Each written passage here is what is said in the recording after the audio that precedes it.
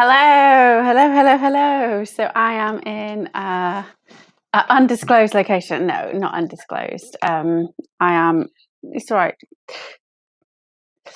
No, back.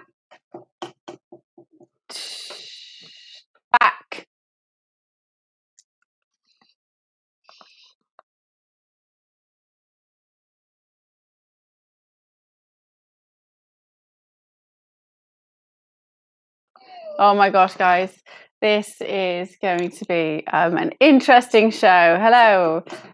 So I am animal sitting for the evening, and so have been being attacked by the there's a new kitten which has been diving on my head and all sorts of things. So I've got chat on my phone because we're going off my laptop, so there is no document. It's literally handwritten notes because I'm on the laptop, so I can't see you guys. Hey Sean. Oh, hello. Now we know your real name. So I can't kind of share stuff because I can't see the screen because you're kind of quite far back.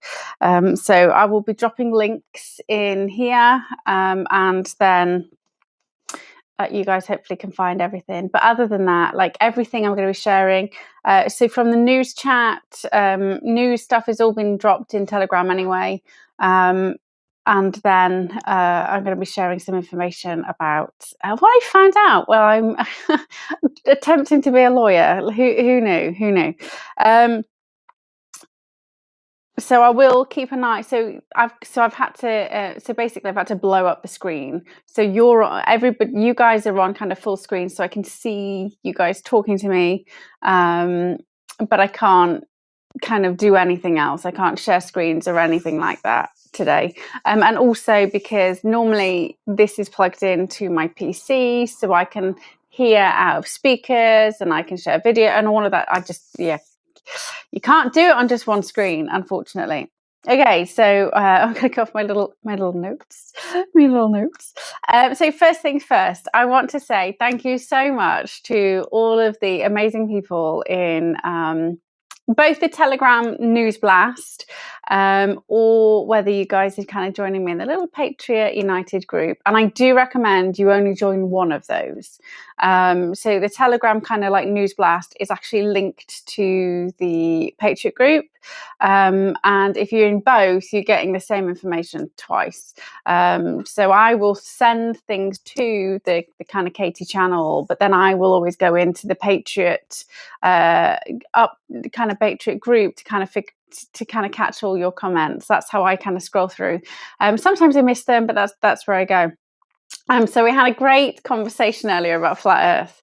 Now, I think and I always say it's really important you guys know where I'm coming from when it comes to anything and everything, because you can't make a decision about some of the things that I'm saying unless you understand where I come from. And I hold my hands up, like I don't know everything. I'm still learning on the go. Most of us are learning on the go. So when it comes to things like flat Earth and just many things, my first biggest standpoint is everything we know is a lie. Everything we know is a lie, right? Everything. So I don't trust anything that we have been handed down, whether that is whether that's the Earth is flat or the Earth is round. I don't believe either of them. The jury's still out. Whether the sky is really blue, or whether the colour blue has been morphed and actually the real name was originally green and they changed the word from green to blue because green has more power. Hey Neil, hey Pixel. Whether salt water actually I'm going to say salt water actually conducts electricity. I've seen that. I've done those tests. But do you know what I mean? So I had a huge realization when I spent the time when I was digging. So I did all of my digging pre-December 2020. When I was digging, I delved into CIA declassified files. I delved into the Kissinger report and all of those, well, you say official documents, but all of those things that were kind of harbored as more likely to be real than the stuff that we were learning at school in history or the stuff that we were learning in science. You know, we learned about gravity, and gravity's a lie. We learned about electricity, and we didn't learn about magnetism. We learned that nuclear power is dangerous, but actually it really isn't. It's really safe. So everything that kind of came through what I understood at school is a lie. And I just kind of took from that anything which relies on any information that comes from the cabal. I'm not gonna trust it, or I'm not gonna believe it until we have all of the information. So I had a great conversation, and I don't think I was very articulate in explaining my kind of standpoint. For me personally, the only thing I know. Probably don't even know that. So there's a difference between belief and knowledge. Like, I have knowledge about things, and that will shape my beliefs. The things that I feel that I really know is mental wellness. Okay, so I had 23, 24 years of my own personal lived experience. Then I went to university and I did undergrad, I did masters, I did training. And because of my own personal lived experience and actual understanding, my real internal knowledge, I was able to call bullshit on quite a lot of the things that they were suggesting, because it just didn't ring true. So people couldn't say to me that somebody who has depression and who has suicidal tendencies and all of these horrific things can never be healed, because I had those things and I fixed myself. So either I was some huge super freak, or they just didn't understand it. So then I had this learned knowledge. And then from the back of that, I then have this learned experience of supporting other people to kind of have this same level of healing as me. So other than mental wellness, which I still truly acknowledge, there's a lot I don't know. And, you know, every time I have a new client, they will ask me questions. They will talk about their experiences. And that will enable me then to go and find more information, which I understand. So every time we learn something new, that's an opportunity for us to ask more questions, because we don't know what we don't know. And I love this phrase. And when I used to go to networking meetings, there was a guy who used to stand up every single way and goes, well, we don't know what we don't know. And that's so true, we don't. But we also then don't know what questions to ask if we don't know what we don't know. And so that's what's really powerful about these dialogues and these conversations. So bless you, Neil. Yeah. And it may have been that other people just want to know my opinions as well. But I was like, oh my God, do you know what? I've never really had this kind of flat earth, not flat earth conversation. And also when it comes to other conversations, when I say to people, but how do you know? It's never about me challenging, because this is where I got in trouble before. And we had like the whole host of that whole Jesus thing didn't go down too well. And this is the why. When I say to somebody, like, but how do you know?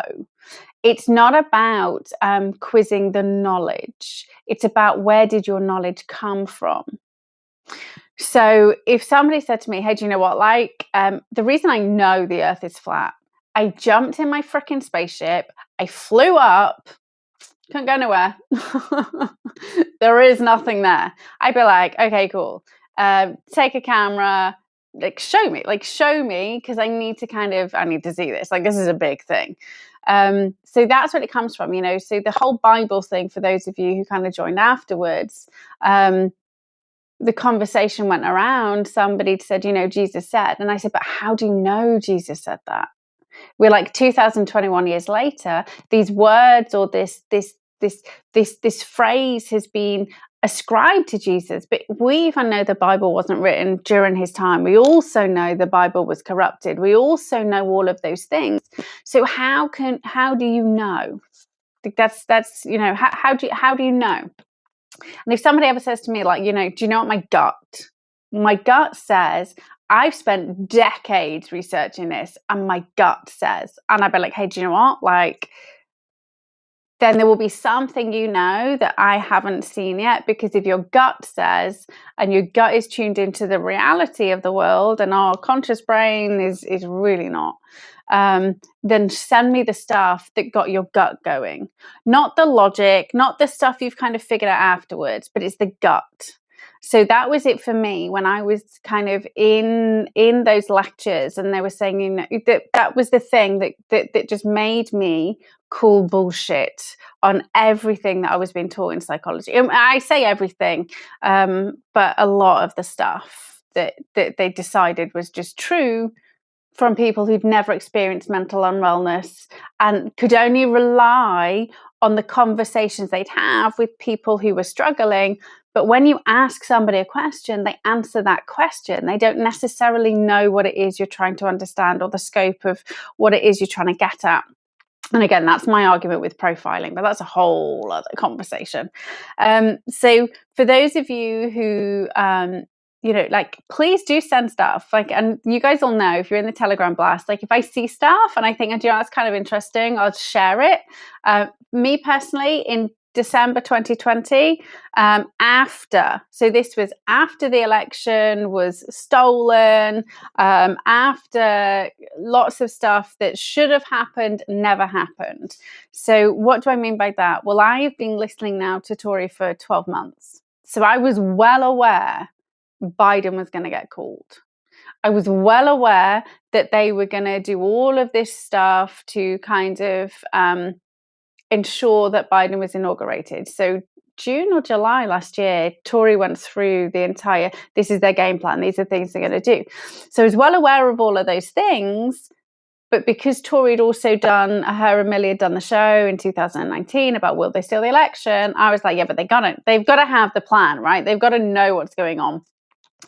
And then I could see that all of the shills were coming out and they were all chasing the wrong things. And obviously, if you listen to Tory shows in November after the election, you can see how pissed she is. She's shouting, why are you getting the routers? Why are you doing these things? Why are you following the fucking plan? And so I could tell then that things were looking a little bit dicey. So I made a conscious decision to just stop digging. I was just like, I don't know about aliens. I kind of believe, but I don't know. I don't know about our history at all. I'm just going to wait to find out. The Nazis, they did win, they didn't win. Hitler died, he didn't die. He ended up in Antarctica, he didn't end up in Antarctica. All of these things, I don't know. And what I discovered was you can just keep digging, and you never know the validity of the person who you are listening to. And, by that point in December, I'd got caught in shill traps.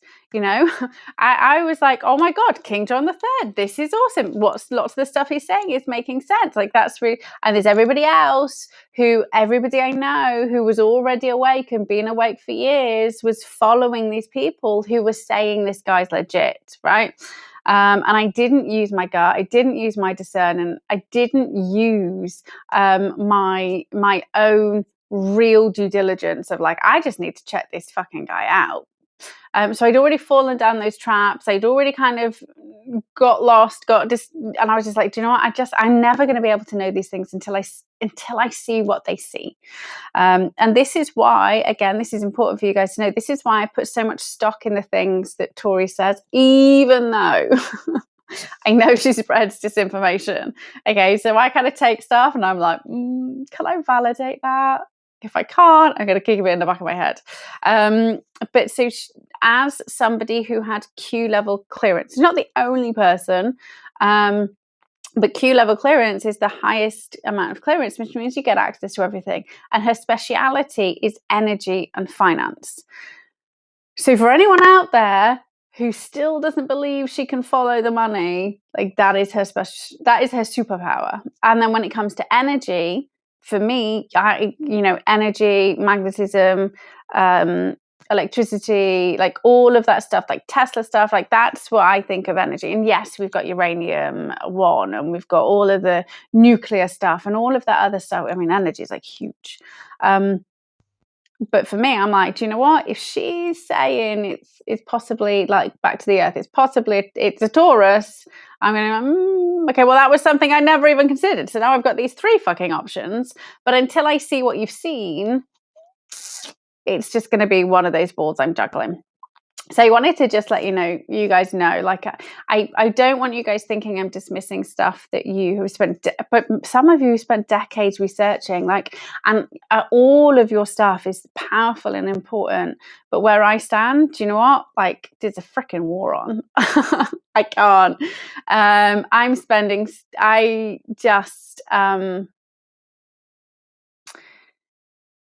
trying to freaking figure the law out right now. Maybe next week maybe if one of you guys gives me a time machine, okay, that's it. Like, this is the deal. If one of you guys give me a time machine, which enables me to freeze time, I will take the time that I need, and I will come back to you on lots of things that you guys have already kind of discovered. But please don't, the main thing about this is please don't stop sharing the stuff that you guys are sharing. So Penelope is been sharing lots of stuff about free energy and magnetism and all of that stuff. And I do skim. So just to let you guys know that if it is video, I'm very unlikely to kind of have to dedicate the time to actually go and watch a video. And I know you guys come here and watch my videos, so I'm kind of like a super hypocrite when it comes to this. But if it's written down, I can watch it. I can read it while I'm walking the dogs. I can just quickly flick through. So I will skim read. I read really, really fast and always have done. So I will just like fly through a page and get the gist. And then if it's something that actually warrants me kind of reading back through properly, then I will do. So I have to make notes. If I don't like make notes, I will just like devour the page, take like 2 or 3 key points, and that's it. Like I just get bored. So for videos, and bless Penelope, like I had this, I was like, if you send me videos, I ain't gonna watch it. Like it would go on my list, and my list will be done in like 2024. So if you've got, so this is a call out. If you've got bits of information which is kind of written down in a super systematic format that's going to get me thinking, like, go for that. I have time where I can think and ponder things, but videos, I'll just. I haven't got the physiological time right now to watch the videos. So we've got Sean says, I've only been awake to everything since the election, rabbit hole after rabbit hole, followed all the American. Tori, she's phenomenal. Like, and Bergie is now doing Twitch. So this is good. I mean, I kept trying to find Bergie and I kept missing him. So he does Twitch now. Bergie Bit Twitch. I think it's Wednesday and Friday. I've been listening to it. Tori's been busy, so I've been listening to Bergie. So if I can, that's going to be my kind of like that. If I don't, that's kind of where I get my information. That's kind of like. And again, in the background, it's everything I'm doing. If I can, I will listen to those guys in the background while I'm doing other stuff. And really, you need to be watching those like intently. But Bergie's interesting. Bergie lets stuff slip, and if you get them two together on a show, you find out some serious bits of juice. Biodome, yeah, I know. I just way too heads. At some point, my head will explode. That was a real thing that the Victorians believed. Women can't have books because their heads will explode. Like, I mean, that's how I feel right now.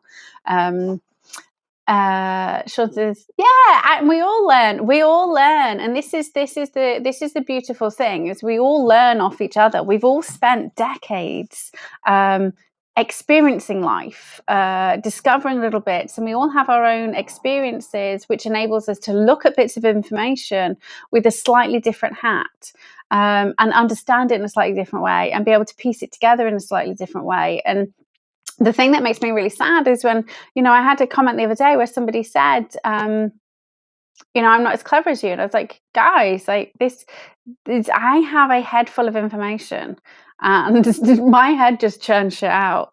And you know, the only thing that I would consider myself really, really good at is understanding people and enabling people to find joy. That's it. Like everything else is just because I will read and read and read and read and read and read and read until I kind of until I understand it, until my brain sticks it together and enables me to kind of churn it out in a way which is helpful.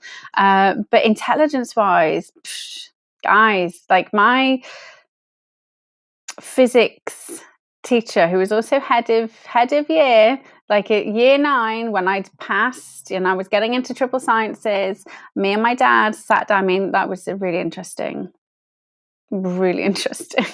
parents' evening. We were called in to, you know, his office, and he the words he used was along the lines of, because it was a long time ago, I'm not going to say verbatim, was, you are taking up space in this class when you don't deserve to be there because you've only got average IQ. And top set is for people who've got above average IQ, have got you know, who are going to be going to university, who are going to be applying these skills, who are going to be using these things. Like, you've only, like, you know, he was so affronted that I'd done well. I'd done really well in my, you know, SATs. And the only reason I'd done really well in my SATs is because I sat home and I just like consumed the information, turned up at the exam and regurgitated it, walked out of the exam, and I could not tell you how to do any of that stuff. So exams just test for memory, and my memory is pretty good for a couple of days, and that's it, done. Bergie's channel. It's under Bergie Bit, I think. PFC Bergie. Oh shit, it's logged me out of the thing. I'm sure he's just PFC Bergie. I'll add him to somebody worth watching. So he's only done 2 shows, but I think I can add people to my stream. Like, check this out while you're away. But I'm pretty sure he's under Bergie. Let me just do this now, because my brain. Memory like a sieve. So one of the things I do, which is so it's PFC _ Bergie. One of the things I do, which drives like people I know crazy, is I write on my hand. So I have post-it notes, I have lists, but one of the things I have to do is write on my hand. And if I write it on my hand, it's going to get done. So that is Bergie's channel, and I will. I haven't got my felt tip pens. Like, it's Sharpie. You have to do Sharpie because you obviously go to the loo and you wash your hands, and it needs to stay on. It has to be on for at least like a while for me to still be like, oh shit, I need to do this. Like, it's really bad. My pleasure. Oh, there we go. Thanks, Neil. Look at you guys on it. Okay, so that was kind of the whole belief versus knowledge, and how do we know? And I want you guys to really start challenging everybody. And this is why it's really important. I always tell you my biases and how I know stuff, because you then need to go, well, actually, she's only got like 3 weeks worth of experience talking about this. I've got 20 years. I love her enthusiasm, but she just doesn't know yet. I'm going to send her a little message. But again, when other people are saying you that, telling you those things, you'll be like, but what is your actual authority on this subject? Like, Tori's a freaking spy. Like, scares the shit out of me. Genuinely, I mean, I love her, and if I met her in the street, I would probably, like, I would run and hug her and like be super grateful. But I'm with Bergie. Pretty freaking scary. Bergie, like, he built the shadow net. So if he's talking about shadow net and psyops, like, I know why I trust him when he's saying those things. And I say trust, but trust with a cautious trust. And that's, you know, guys, I love you guys here, and I'm going to say it again, like, you should even just cautious trust me. You don't know me. I mean, we don't, the only person we ever know is ourselves, right? So trust you 100%. Follow the people who who feel right. And the way that I really kind of go, okay, well, who feels right? It's the people who are doing stuff rather than just making everybody else do it. And then are going to be the people who, like, if I was the person, was the first person to send that email about, hey, you got 14 days, otherwise I'm going to roll you up. Which means if the police come after everyone, they're going to come after me too. So, this is where you're like, hey, but actually, what are you doing? You can. However, the really important thing to understand about feelings is if you're in a really dark place and you're having a really bad day and you come across somebody, chances are, even if what they're saying sounds really good, is because you were in that kind of negative vibration frequency space, is you will have attracted that. So for those of you who kind of maybe you were angry and you found me on one of my days where I was angry as well. So it doesn't always mean that they're necessarily negative people, but if we focus on feeling good and really understanding how we feel and feel really good and get in that space of love and peace and joy, and then ask for help, finding whoever we need is going to bring about more of that good feeling. That's my, what is it called? Cardinal rule? That's my cardinal rule. Like, if you found somebody when you weren't in that great feeling space, see how many times they kind of crop up in your thoughts or in your conversations with people when you feel good. And if they don't, step away. Okay, so I wanted to kind of share with you the shill sheet, but I won't be able to kind of show you. No, I can't really, because if I close this down, it will go crazy. And as me, and I don't do very much on my phone because I have, I always say big palms, right? Because I got short, fat fingers, and they're pretty useless for anything other than drinking wine, probably. So they're really useless. I also have Raynaud's, which is where you struggle to get, so you struggle with circulation. So I always have really cold fingers. So touchscreen is like my nemesis, and I want buttons. That's my plan for the future, is buttons. So I don't do much on my phone, and actually the shill sheet doesn't work on phones. It is for somebody who's using a computer or a laptop or a tablet, because you need a bigger screen because it's a spreadsheet. And so I've done a few, and I did a few the other day, but I want to say hats off to Kat, who has been scaring the shit out of the shills over on Twitter by publicly tagging everybody and sending private messages, but she's kind of been doing both. And so far we have had a few people who've retweeted, which is quite good. Nobody's kind of really come back. I say nobody, bar one. Nobody really come back and actually acknowledge they paid attention to what we've put. And I get that people have got time, people have got their own things that they're doing. So I'm grateful for the retweets. There are also lots of individuals who are just pretending they've not even had it, or be just completely dismissing it. So we have had an American attorney who retweeted it, said they loved it, and said in private, I love what you guys are doing. So that was kind of good. That was good that I have reached out to multiple supposedly good lawyers, and I've not heard anything back. Nothing, publicly or privately. However, what I did notice on the 6th, a couple of days ago, the narrative changed from a lot of the supposed good for us lawyers, and now people are starting to talk about human rights. Now people are starting to talk about the Health and Disease Act. Now people are starting to talk about, all of those things that I went nuts about in May, going, why the fuck aren't they talking about this shit? And then I went kind of nuts again a couple of weeks ago, and then I went crazy on Wednesday, right? All of a sudden people are talking about these things. And what's very interesting is on the 4th, I reached out. And on the 4th, I did a lot of reach out specifically to lawyers.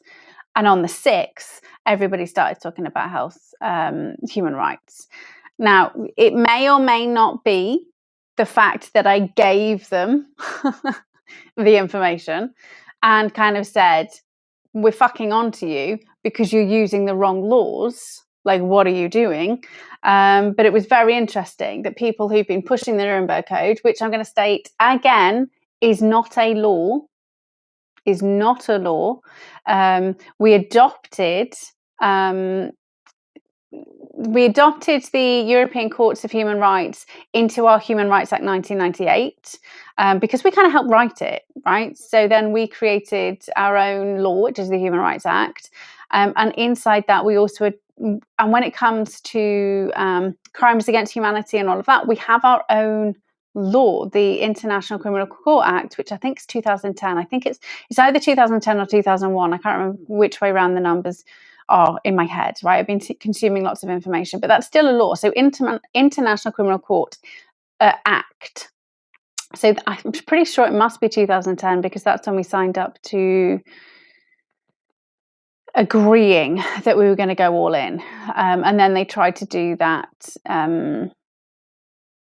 He tried to get Tony Blair, and it didn't happen. But I'm pretty sure that's 2010. So they're still not talking about that act, still not talking about the Mental Capacity Act or the Mental Health Act, still not talking about, what's the third one? There's another one, which I've forgotten about. So the other one they talk about a bit, but I can't remember. That's okay, I've done it twice. I'm not a lawyer. And I'm learning new laws. Okay, I'm learning new laws right now. So one of the things, okay, so yes, Anna B, right, specifically. Now, Anna B supposedly is one of the lawyers for Light or Lawyers for Liberty. And I have shared their stuff a lot. I've also shared information from Heart. I've also shared information from the Medical Health Freedom Alliance, all of those individuals, right? And then there's the Freedom Alliance, then there's Guardian 300. All of these organizations are all connected and all joined together. And I didn't know until a little video I watched by Anna B, where on the 18th, funnily enough, this happened on the 18th. Can you guys remember what else happened on the 18th? I spent lots of time on the phone and very poorly. I then did that's when I submitted my terrorism document. That's when I rang every single agency and tried to report it and then went to the counter-terrorism unit, right?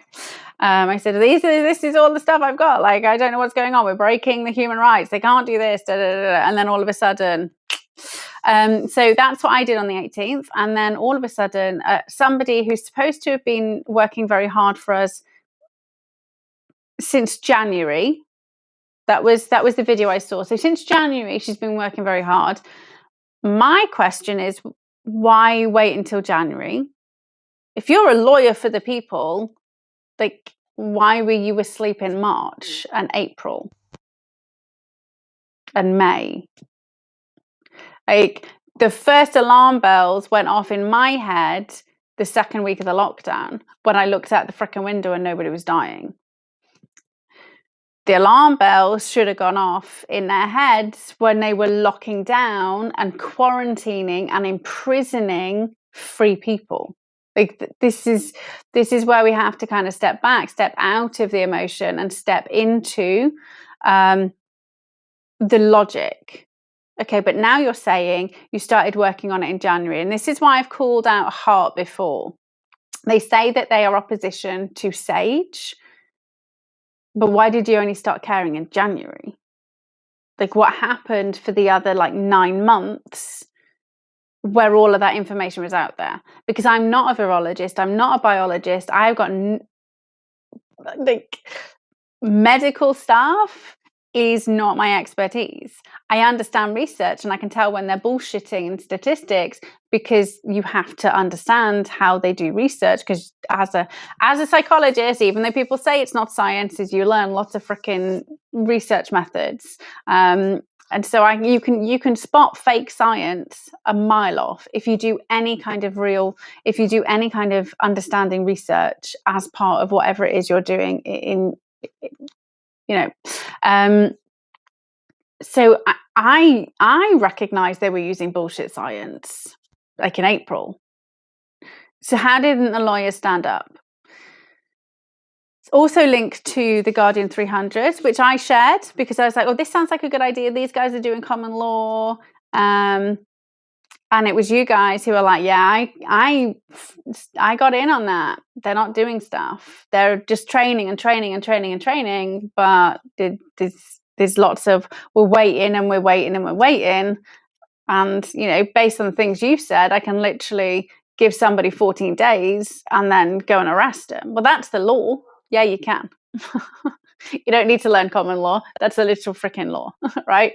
That is literally there on legislation.gov.uk, PACE, section 24A, arrest without a warrant, indictable offences, rape, murder, like all of these things.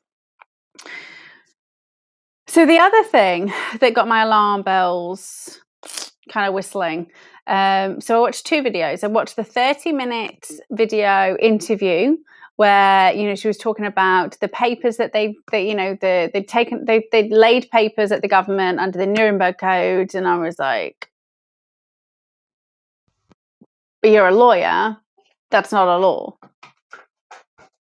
They're murdering people. Why don't you go after them for fucking genocide, right? Go out, what are you doing? So I listened and I was like, well, maybe there's some kind of good nuggets that I can take. And she said she's in the military. And I was like, oh, that's interesting. That's interesting. And then the other video was the video I watched second, was the one of her on the 18th when she's trying to serve papers to some vaccinators and the police are there. And there's an argument going on between her and the police saying, your job's not to interpret the law. My job's to interpret the law. I'm a bioweapons specialist. I'm like, you're a military bioweapons specialist who's also a lawyer. And it took you until January to figure this shit out. It took you until August or July to do anything. And I don't really have faith in you, let's be honest. I'm not too sure about this. So the other thing was, it's really interesting if you watch that video where she's, saying, I'm giving you notice of liability. You have, and the camera guy goes, yeah, but they have to take it. Like you just leave it. Like it doesn't matter whether they take it or not. You've served it. And so the camera guy was kind of interjecting when she's supposed to be the person who, it was really strange. And so I was just like, okay, well, she's, obviously taken action. I'm going to reach out. So I reached out on Facebook, personally on Facebook, gave her all the links to the stuff. And I said explicitly, we're going after the human rights. I also sent an email. And I shared the email with everybody saying, hey guys, like this is what I've sent. Like it'd be really exciting. We can maybe join together. In the back of my head, because she's doing crazy shit, going after the Nuremberg Code, which isn't a law, which is really insane. When we have all of these laws on our side, and they're also trafficking kids. And I said that to her. I said, look, you're kind of going after something, but you're missing this evidence, which actually makes your case stronger. Like if you step outside of COVID and step into the fact that they're aiding and abetting, and it's terrorism, and it's psychological terrorism, and biological terrorism, we can nail them to the wall, metaphorically and lawfully and peacefully, for terrorism. Like let's stop going after the things that don't matter, right? So I've never heard back. And interestingly, the email that I used bounced. And so I was like, well, this is weird. So I went back onto her Facebook page and I did a little bit of scrolling. And what I discovered was, if you scroll back a little bit, her Facebook page was kind of like defunct since 2014. So 2014 and 2021, there was nothing posted on her Facebook page that I could see. So it may be that she just had it all private, and she shut it down. So I'm just, from the things that I could see, there was a huge gap. And I was like, well, this is a bit weird. I then clicked on her email in the Facebook page. That's the one I found. And that's the one that kind of bounced. So I was like, oh, maybe it's the wrong email address. Who knows? So, and you might be saying, well, maybe the cabal took it down. So even when the cabal blocked and removed my website and all of that stuff, is people were still able to email me. People could still see my stuff. I just wasn't able to access, reply. Website, it came up with the warning sign saying this is dangerous, you're about to get all of your information stolen. That's what they did. They put like a massive, and you couldn't even like circumvent it, but I couldn't respond to emails. So emails were coming in, I couldn't reply. They locked out my email account, like all of those stuff. So I was like, okay, well, if she's this big justice lawyer, then I will just Google. I think did I share this last week that I Googled and I couldn't see her? Yeah. Anyway, so I Googled, I couldn't see her. I went to her LinkedIn that had like, the page it went to was from the Wayback Machine on 2013. I'm starting to think this is really kind of getting really suspect. So that's where we kind of got on Wednesday. But since then, now everybody's talking about all the stuff that I was talking about. And I'm like, okay, well, I don't care. I don't care that they're going to take the stuff. But what I do care about is when they say, we've got this, because they haven't. Or they say, we've got this, and they're saying to us, just sit back and wait. Because the reason we're in this fucking mess is because we were waiting for everybody else to do it. And the thing that makes a difference is every single individual on the same page.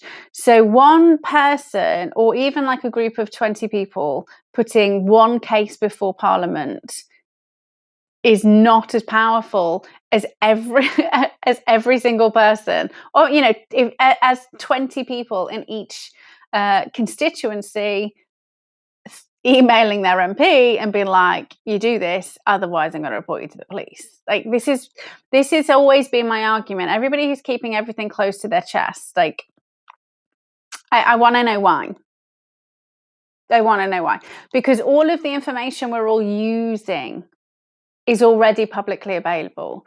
And the things that are not publicly available or just add further weight to their case. So what do I mean by that? Well, I mentioned the other day that I've been talking to a whistleblower who has been fighting freaking hard for decades over the child exploitation, sexual exploitation, which I'm just going to clarify, is rape, torture, murder, grooming. I mean, I personally don't believe the word exploitation and child sexual. I mean, that is a way to talk about horrific things in polite society. I don't agree with that phrase. I understand they needed to come up with a different terminology and they needed to get it, but it's the same as when they talk about child abuse. I think that's not abuse. That's like you literally beat the shit out of that 6-month-old baby. That's not abuse. Because when you think of it, it's the words they use are important. This is why people don't. You have to be honest. You have to be brutal. And if you're not, then it. For me personally, like if somebody tried to say the things that I went through was abuse, I'd be like, nah. Abuse is some wanker shouting at you in the street. No, that's not abuse. Like, and the same as, you know, the whole Me Too movement, when, you know, me too, I've been sexually assaulted. So some guy touched your ass and you're going to say you were sexually assaulted. Are you being serious? So you see how they change the meaning of things so that it no longer actually represents the pure evilness or the depravity behind it, because they want to talk about it in polite society. And it's easy to just go, oh, well, you know, 1,400 girls in Rotherham, possibly child sexual exploitation. Oh, well, you know, they were 13 and they were asking for it. Like that's it instantly. Those 1,400 girls in Rotherham, and obviously it's happening, you know, I mean, I live in Telford. I live in Telford. It's happening countrywide, right? So instantly you have diminished what those girls have gone through, or boys, girls and boys have gone through, because you've changed the language so that you can talk about it in polite society. And I words matter, really matter. And see, that's one thing that I don't agree with. So what I'm getting at is, so I'm having those conversations. There's lots of information that's coming my way, like a lot, and I haven't been through it all. And some things we're still trying to work out what things may actually be involved, possibly in ongoing cases. And so the last thing I want to do is jeopardize an actual ongoing investigation. So this is why I need to be very careful. So that's not to say, if there's stuff that's already, if I can find a publicly available resource which says something very similar, but not necessarily quite as damning, then that information that I have or has been passed my way will come into the public eye. If, however, the only bit of information I've got is from that maybe private email or text message, those things where the person who's passed them to me or people they know are easily identifiable, so we have to be careful, are easily identifiable, that's where I will probably be very, very careful about me just sharing that. So I want you to know that I'm just shit, there's a lot of information coming my way. And for those of you who, oh my gosh, my hair, I can't do it backwards, it's in my face. For those of you who, like, I mean, Jesus, thank you to everybody on Twitter for, you know, everything you've been sharing and all of that stuff. Like, as I go through, when we talk about the law stuff that I've discovered, I think this is going to give you guys real hope. Real hope. The information, I know you guys have been let down and you're going to continue to be let down, because I don't believe anybody who's supposedly helping you is really helping you, because we're 20 odd years on. And anybody who was genuinely invested could have done something by now, like really could have. But we've also seen a huge amount of arrests from the National Crime Agency. So my gut feeling on the National Crime Agency is they may have been corrupt before, they may have been compromised, but what I've seen from them in the last 12 months is some things happened where they've been shaken up and where they've been pulling people down. So I don't know, but hopefully, I mean, it doesn't matter anyway, because we have the lawful rights and powers to do it ourselves, and that's what, you know, that's where I want to share with you in a minute. But just to kind of let you guys know, like I did say, you know, and I will be talking about it more on Saturday, but I'm not in a position to. I'm trying to learn the law and serve my clients who have needs as well, real needs as well, and attempting to sift through decades of corruption. I'm getting there. Time machines again. Somebody's got a time machine. Like, please send it my way. Okay. So the other thing. So I dropped a petition. So I floated this on Wednesday.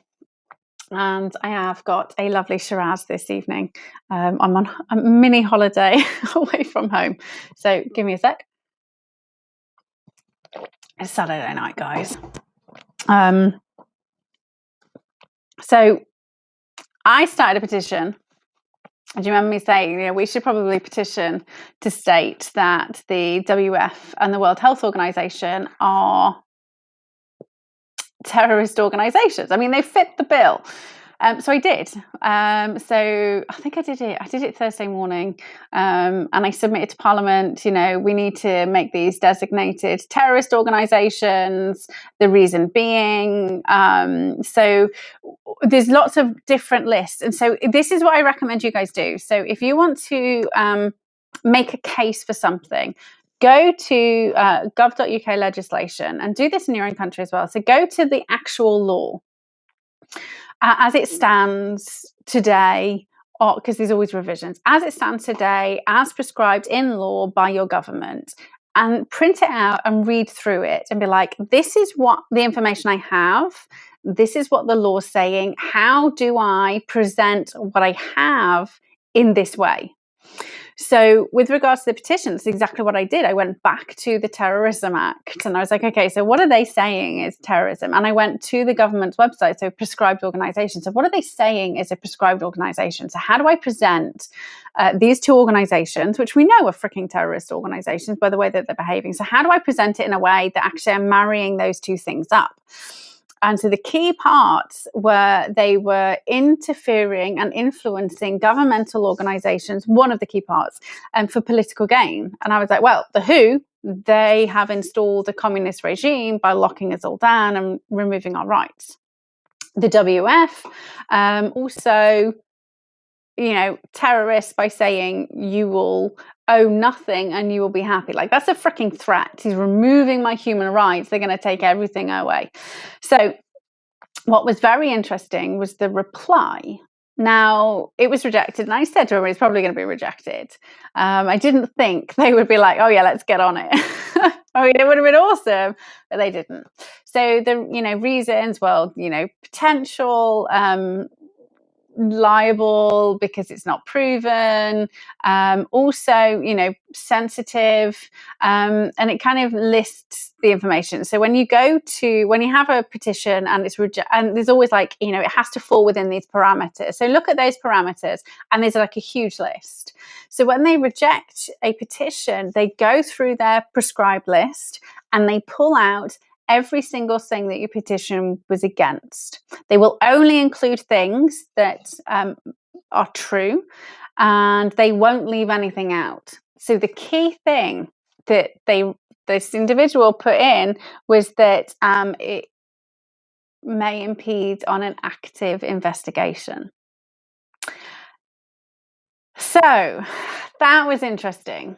So the government petition website is a wealth of information with regards to what is going on. So a petition that was circulating again is one about the fact that I'm sure it was January or February. And I remember me sharing it with you guys when it first came out, was the fact that there was no live virus. And we know that, and we've known that since, I don't know, June, July last year. So I'm pretty sure the CDC, that was June last year. All the vaccines said that they didn't use the live virus. Nobody isolated it. We know all this. And the thing that I kept saying to people is, but it doesn't matter because they've already rejected that. And they've already said that, they just don't give a shit about that. So that was done again. So that's recirculating again. And the reason why I believe it's recirculating again is because of the guy who appeared on Stu Peters. My thoughts and feelings about that guy. It was on Stu Peters, and the guy from Alberta is saying, well, this is it. This is all you need to do. You just need to go back to your government. And he'd be like, well, it's not live virus. It's not been proven. Therefore, there's no COVID. That has already been attempted multiple times in the United Kingdom, and it isn't washing. They just don't give a shit. So Neil spoke about Koch's postulate. Now, when you look into Koch's postulate, that's over 100 years old, and has already been updated. And I made this argument a while ago. So again, you may have found me when I was making this quite frustrated argument when people are talking about Koch's. So that has already been updated, and already people have said, well, this isn't this is kind of like a way we want to go, but it actually doesn't ring true for everything. So it isn't a 100% thing that we aspire to be. So just because it hasn't passed Koch, it doesn't mean it doesn't exist. It doesn't mean those things. We also know that it's a real thing. Like, we don't, it's the same people. This is okay. So let's step out of this. Okay. So the same people who are arguing there is no such thing as COVID because it's not been isolated, it's not a live virus, are the same people who are arguing it leaked from a lab in Wuhan, are the same people who are arguing the vaccines are killing people and you're shedding and you can take it. So all of those things can't be true. It can't not exist, but then also be killing people in the vaccine, which isn't a vaccine. It can't not exist and also it's shedding and causing sterility. Like, those two, like, it either does exist or it doesn't. And just because they didn't use a live version and they downloaded the code. So and I'm going to state again, the reason why I genuinely believe there's no live version of it is because of one of the things that Tori said way back in March 2020. When you look at the code and when you look at it under the microscope, you see, when you kind of like, I mean, I'm not. So her March 2020 video she did with Millie, really old. It was way before anybody was talking about this stuff. Like, I mean, like before the lockdowns.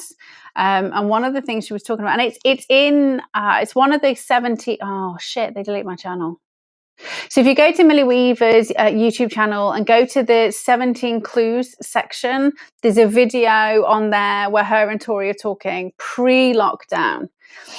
And one of the things Tori's talking about is the fact that you have this spike, the S protein, which is HIV, which has been stuck onto like influenza and stuck on with graphene oxide. So that's the glue. So they've stuck those two things together, and she specifically talks about you can see the seam. So the reason why it's not gone through these tests, why they're not kind of doing it, is because if it's out there, like really out there, and this is why the Chinese lady who leaked it then all of a sudden disappeared, is because you actually really look at it, there is no way there's no way back. So remember what they were doing back then? They were saying, well, it just randomly appeared in a bat, and then it went into a pangolin, and then it went into a human. So it's saying it was natural. So when you look at it, it was very obvious that they literally took these things and then they stuck them together, and there was no way it was naturally occurring. So that's why, is because then that's the proof it's a biologically created weapon rather than a naturally occurring virus. And then also, if we had people knowing that, people would then be asking, what the fuck's in the vaccine? And nobody's asking that because they still think it's this naturally occurring virus that came from the bat to the pangolin. So we have to step back and be like, okay, but those things, you can't, absolutely mutually exclusive. It either exists or it doesn't exist. And if it doesn't exist, then why are you now saying all these people are dropping like flies because of the vaccines? Why are you now saying that people who've had a vaccine, they're producing the spike toxin, the spike protein, which is a toxin, which is destroying your blood, which is an enhanced version of the SARS-CoV-2, but you literally just said SARS-CoV-2 doesn't exist. Like, which is it? So this is where we need to step back and be like, and sometimes people are like, hey, do you know what? Like, I fucked up. hey, Penelope, I messed up. Like, I thought this, but actually I found this information out afterwards. And we don't always see those kind of apologies. But people are still saying those two narratives. And you're just like, but they can't be this, it can't be true. Like, either exists or it doesn't exist. And if it doesn't exist, then you can't be talking about all this vaccine shit.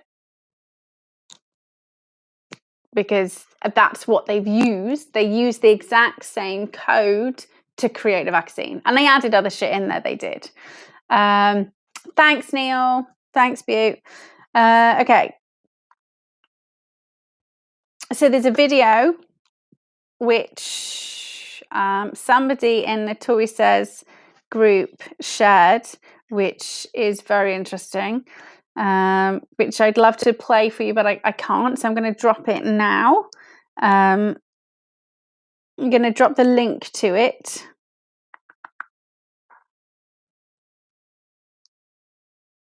Copy link. It's about a minute long. And I think if it's a minute long, you can usually watch it even if you don't have Telegram. I think if it's a little bit longer, you can't. So we have downloaded it, but I need to upload it and stick it on Muse. So it's not there yet. Let me just refresh and log in. So it is somebody who is on, I think they're on ITV. I'm not sure whether they're on ITV or not. I can't remember.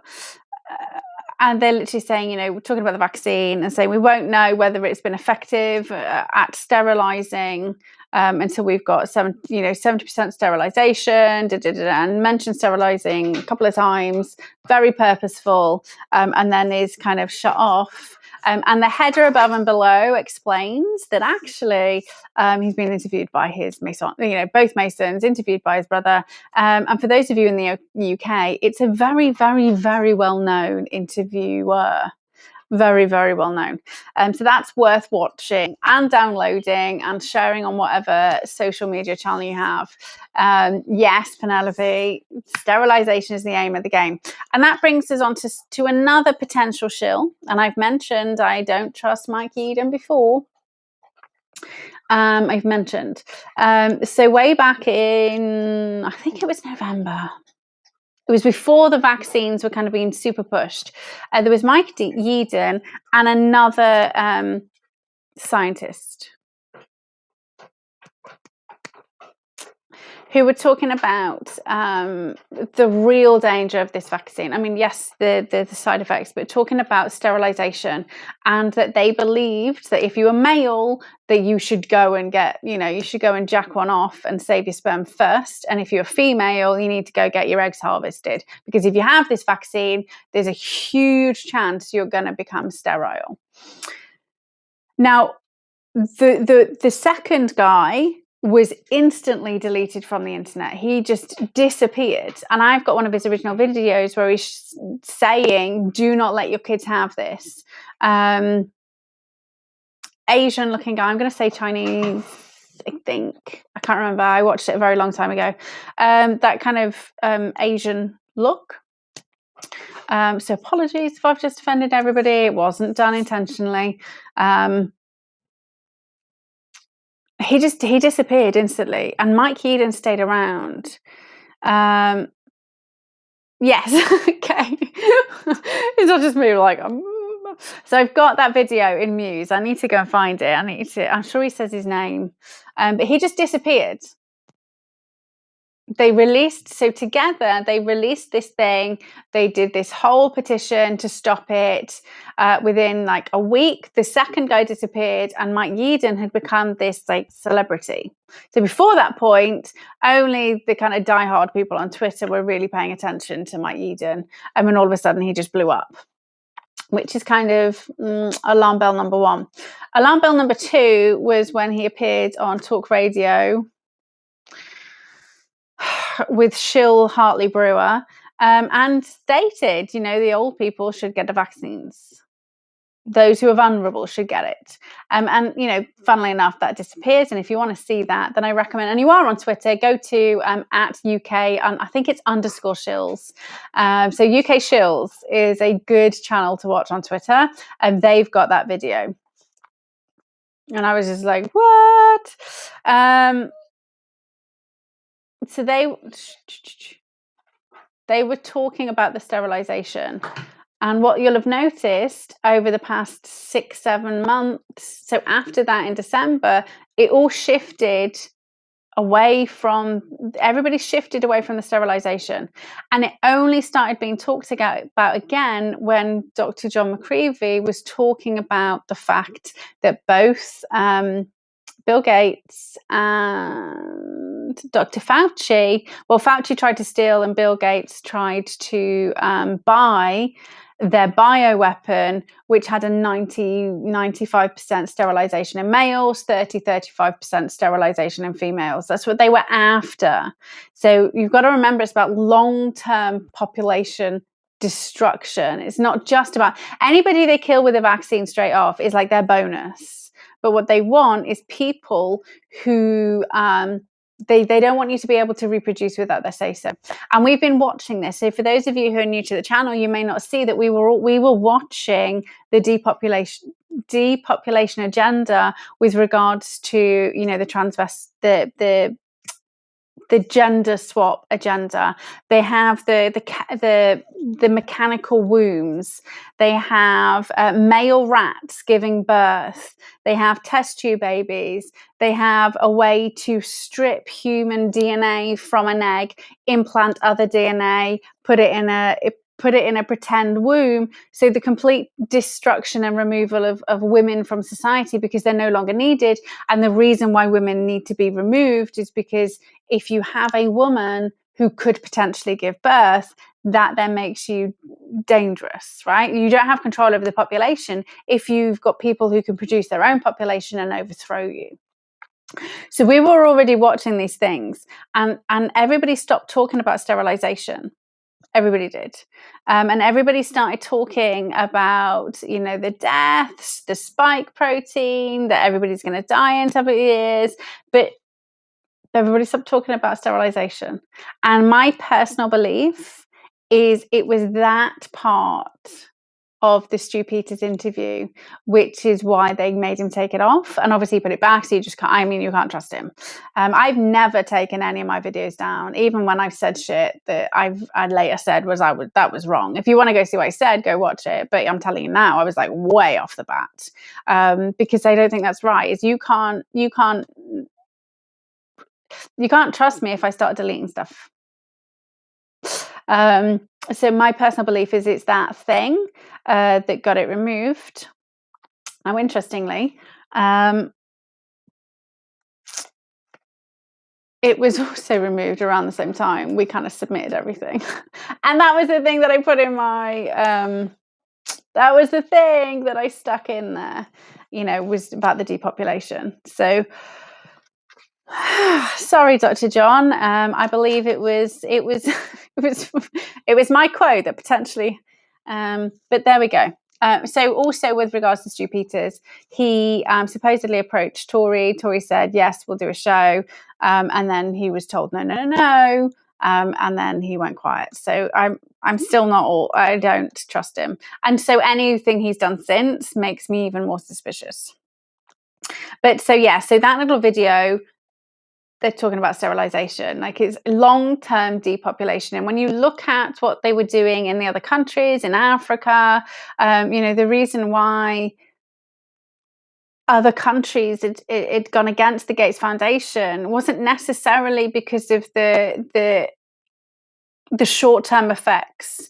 It was from the long-term effects that they'd literally been doing. They've been forced sterilizing people. And when you look back at the history of all of the different types of experiments, a lot of it is around forced sterilization. So, you know, the eugenics movement, which was rife for decades and decades and decades, where they were forcefully sterilizing people with learning difficulties, with autism, you know, all of those things. It's about sterilization. They don't care. I mean, it doesn't matter whether they kill you today or whether you last till you're 60 and you die anyway. What they don't want is you continuing the line. they've been on this path of murdering everybody for centuries. They can wait until a generation dies out.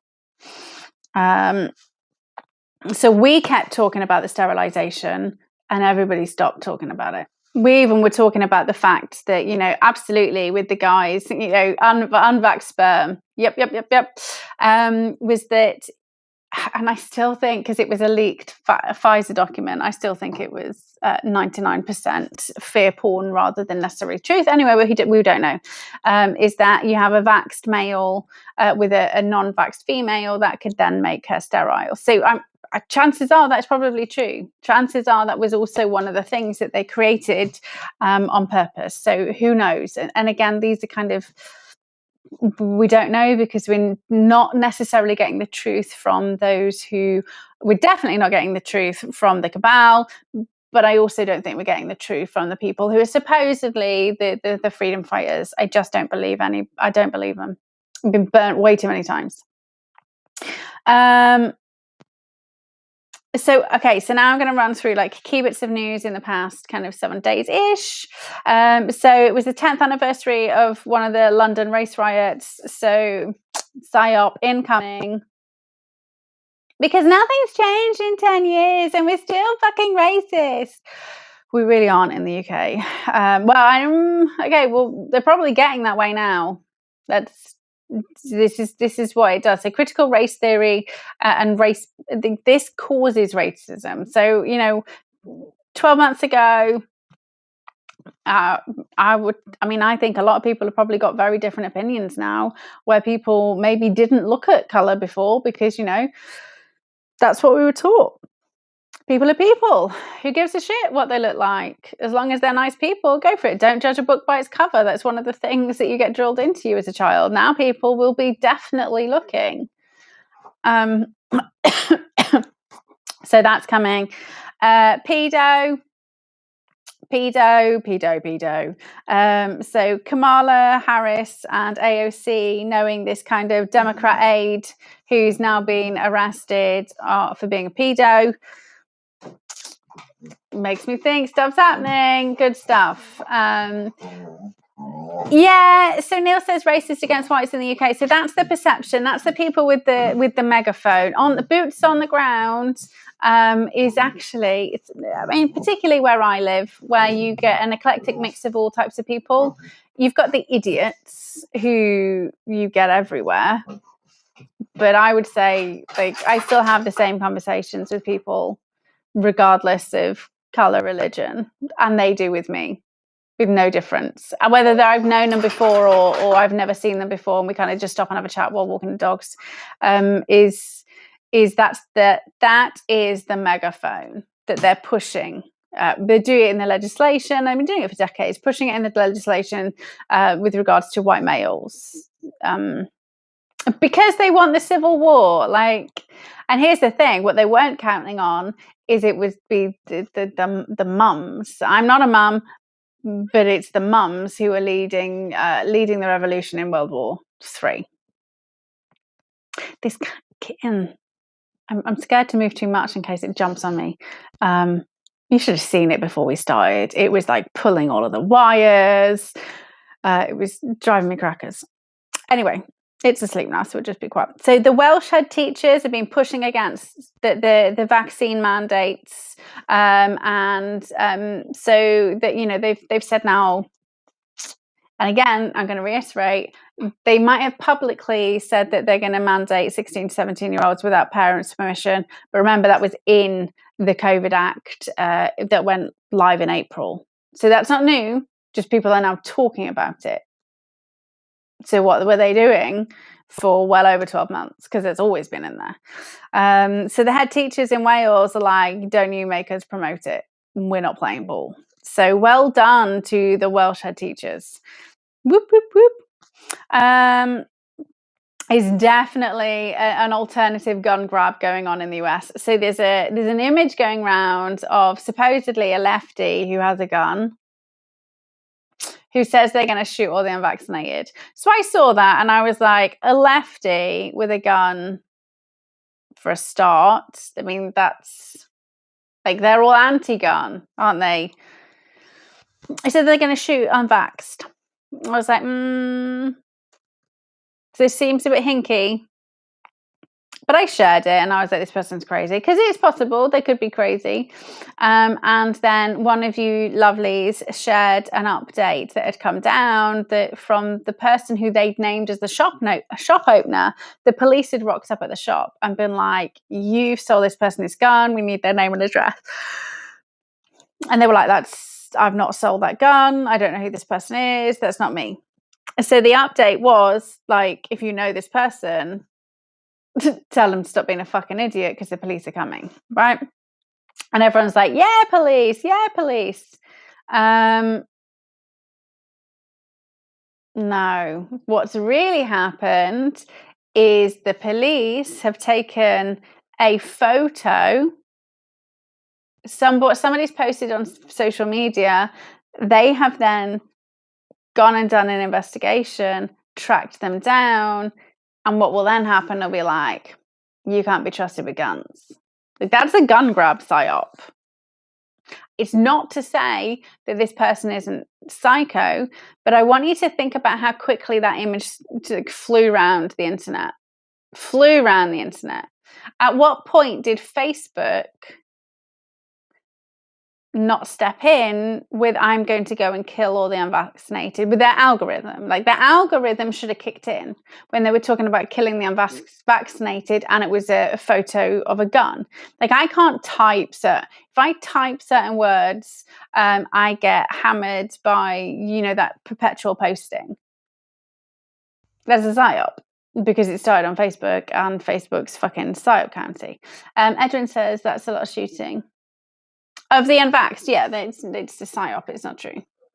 But it just gave the police authorization to monitor your Facebook accounts, which is the other thing they've been doing. They've been, if you say something mean to somebody on Facebook, they will come and arrest you. But if you're slashing away in a park, that's okay. Because, that's your right. But if you call somebody a freaking idiot on Facebook, then, let's arrest you. Here's me thinking, why don't you just go into the groups where they're selling kids and arrest those people on Facebook, seeing as Facebook traffics more kids? Sorry, there's a hair dangling in my eye. I'm not winking at you. I mean, I am, if you want, I'm not very good at winking.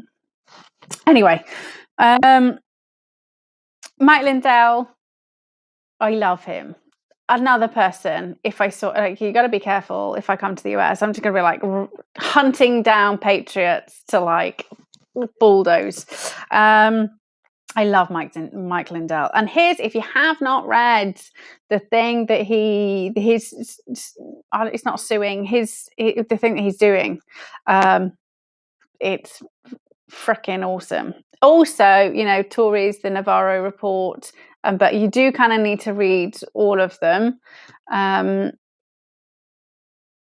They all talk about it in slightly different ways. So he's on CNN and the guy says to him something or other, I can't remember, but Mike Lindell is just like, oh, are you worried about old Mike? Do you need a hug? I mean, just like, oh my God, I saw it and thank you to the person who shared it. And I was just like, oh my God, could you imagine all of the freaking lefties watching that? Because it's CNN. So it's not something that we're going to be watching, right? I mean, we're all watching that specific interview. But they will have been like, the thing that came into mind is that I think is it a woman or a man with a hat on that screams because Trump gets elected? And I say woman or man, I don't know. I can't tell anymore just by looking. But that's what was kind of going on in the back of my head. And I was just like, oh my God, Mike, that's hilarious. Like, I wish I had the restraint to behave in that way, because that's what works. I mean, that will have made them go insane. So if you can Google that Mike Lindell clip, it will make your day. What else is going on? So Biden has been banned from the 9/11 memorial by the families. They've said, nope, you're refusing to release information. You're covering shit up. You are not fucking welcome. Well done, 9/11 families. shills are pushing the protest, and specifically pushing the French protest stroke going to turn into civil war stroke riots. What's going on, right? Like civil war, and that's one of their plans. Why are people pushing protests? Because they want unrest. What's going to happen? Like, let's just step back, right? What is going to happen if 1 million people march on London and they start pushing and trying, say for example, they push trying to get into Parliament. Like, so if you take January 6th, and that's what they're trying to recreate across the world. I mean, they did it with George Floyd. That's what they're trying to do, right? Okay. So you take January 6th when you've got fake people, like, you're going to get the military in. Look at what they've done in the other country. They went and got the UN. Was it Belgium? I think it was Belgium. They've called in the UN. And apologies to the amazing Patriot, who I was like, oh my God, this is amazing. And I'd missed the second part, and I'd just seen like 100 people had, signed something and they were taking action. And I'd missed the part that said, and they called in the UN because of it. And they said, well, but isn't them calling in the UN bad? And I was like, shit, I missed that part of it. Thanks. Yeah, it is. That's the psyop. So coming your way, guys. And for those of you in America, I don't know whether you saw that video a while ago, and we shared it on here.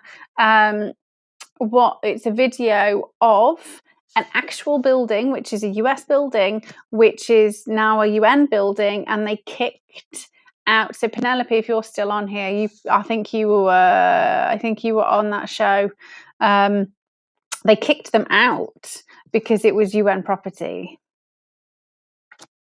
I think Tori shared it as well. Yes.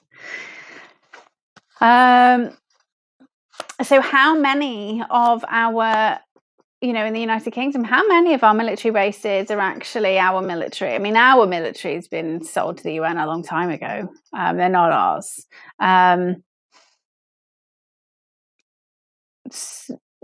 Do you really want to start marching on Parliament? And again, right, if you're marching on Parliament out of anger, you're only going to pull back more anger. That's the law of attraction, right? The energy you put out is what you get back. And so I mentioned in my kind of document, I was in Bristol.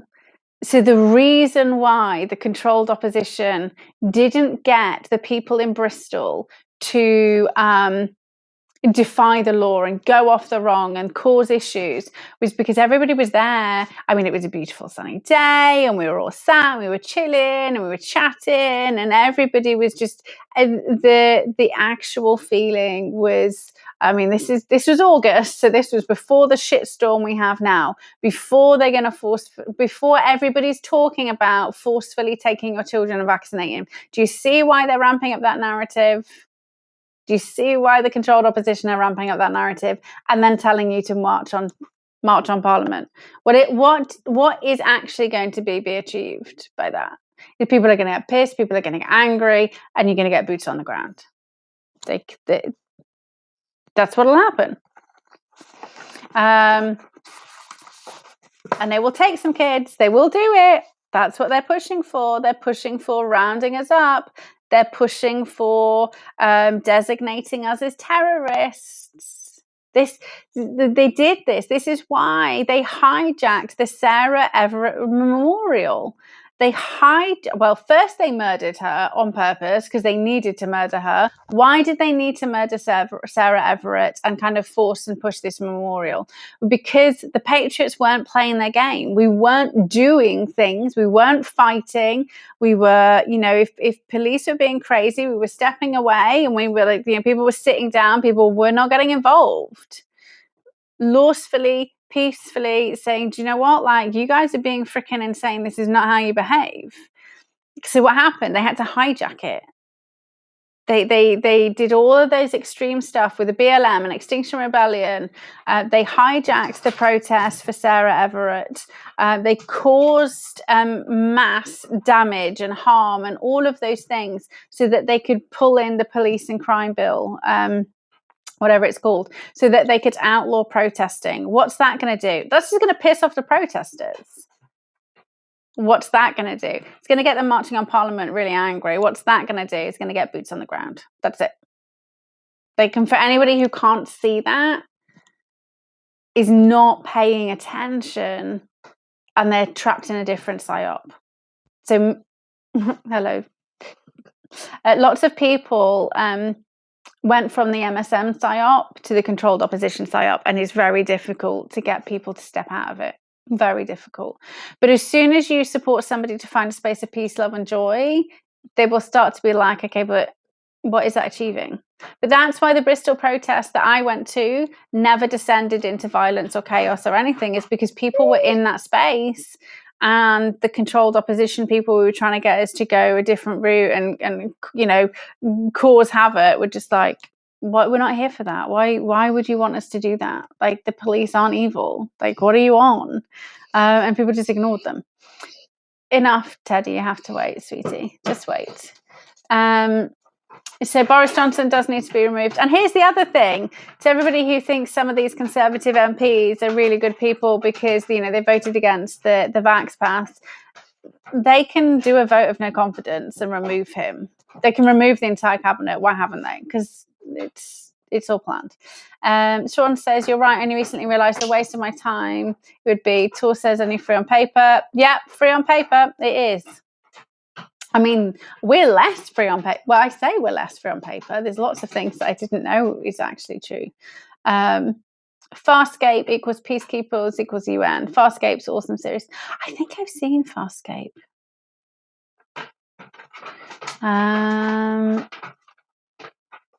I'm going to new fish. I'm going to do it in a second. Owen Jones lied about being attacked by right-wing activists, little bastards. Yeah, and then, you know, freaking Lewis from the TV, whatever his real name is, the Reclaim shill, who said the police went round to his house. Like, or I just don't know. No.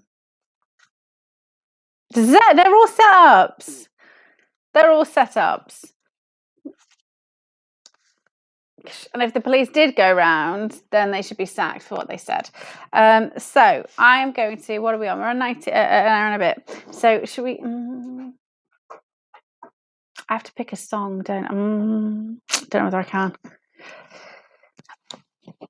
Let me, okay, let me see if I can try.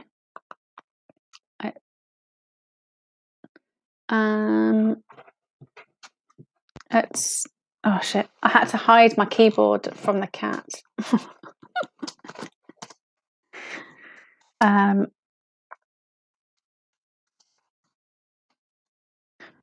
mean, this is probably good. I mean, I've only just, are any of you guys on YouTube? Yeah, a couple of you on, yeah, I can't, a couple of you guys are on YouTube. I'll just do a countdown. Sorry, guys. I've literally only just managed to get that second channel working. Let's just play this again, and I'll see you in a minute.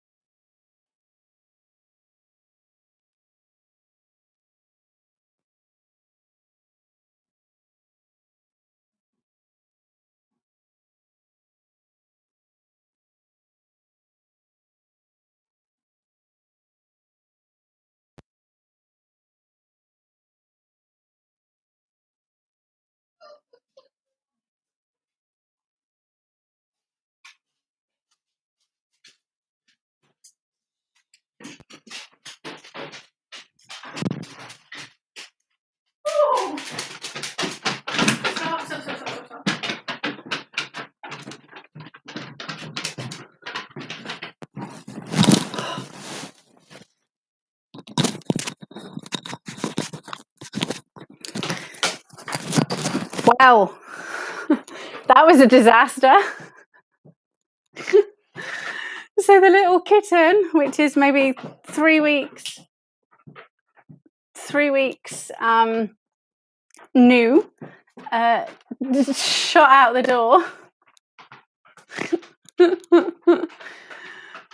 Shot out the door and then hid under the trampoline. So this is my niece's 3rd birthday present, and so yeah, I mean, we're going, your kitten. I lost it. So I think what I'll have to do is I'll have to remember there's a kitten and then lock it somewhere before opening the back door. I mean, I just had a heart attack. So everything's fine. I forgot they had a kitten. When I got in the house, it jumped at me, scared the shit out of me, and then because I told my sister, I was like it jumped at me, then I tripped over it, and then I almost kicked it out of the door because I was like, my legs were all over the place. So that's a couple of times I've almost killed this little kitten, which is a bit bad. So Alex Belfield, 100%, I think he's psyop. Yep. No.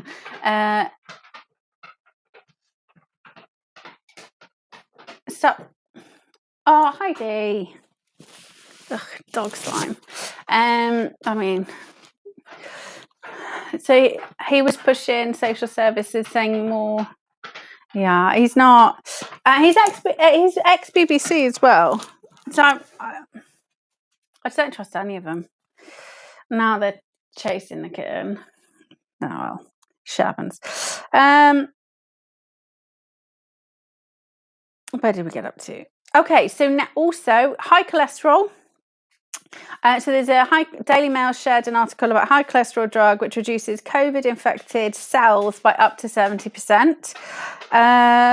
Now, Tori was talking about cholesterol and how it and the proteins and all of that information. Oh, Jesus, that was earlier this year. I kind of butchered that explanation. So if you go to torisaid.com, which is, let me just share the link.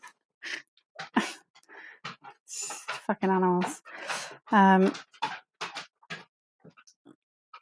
all crazy.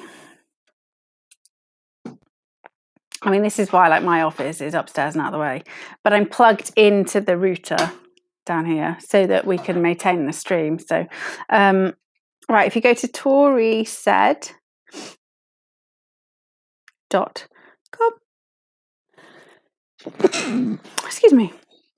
And if you go to the search section and type in cholesterol, you'll be able to find that episode which talks about it. So I'm not surprised that information's come out. But again, that's 8 months late.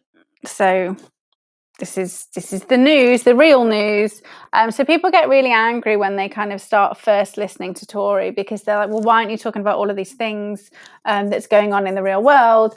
And it's because she's already spoken about it, and she will have spoken about it months and ahead. And anybody who's been listening for a while already knows these things are going to come out, or already knows and is ready. So it's easier for me to spot psyops because Tori's been talking about how they're going to do stuff months in advance. So all that happens is you see it on the news, and you're like, oh yeah, I knew that was coming.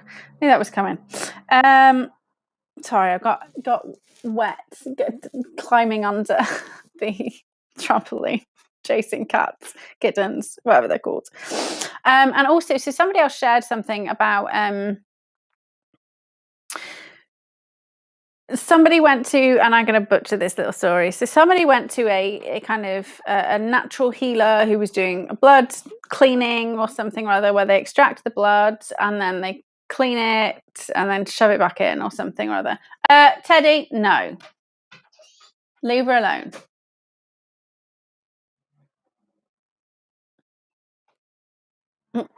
Heidi does not want that game. Heidi does not want to play that game. No.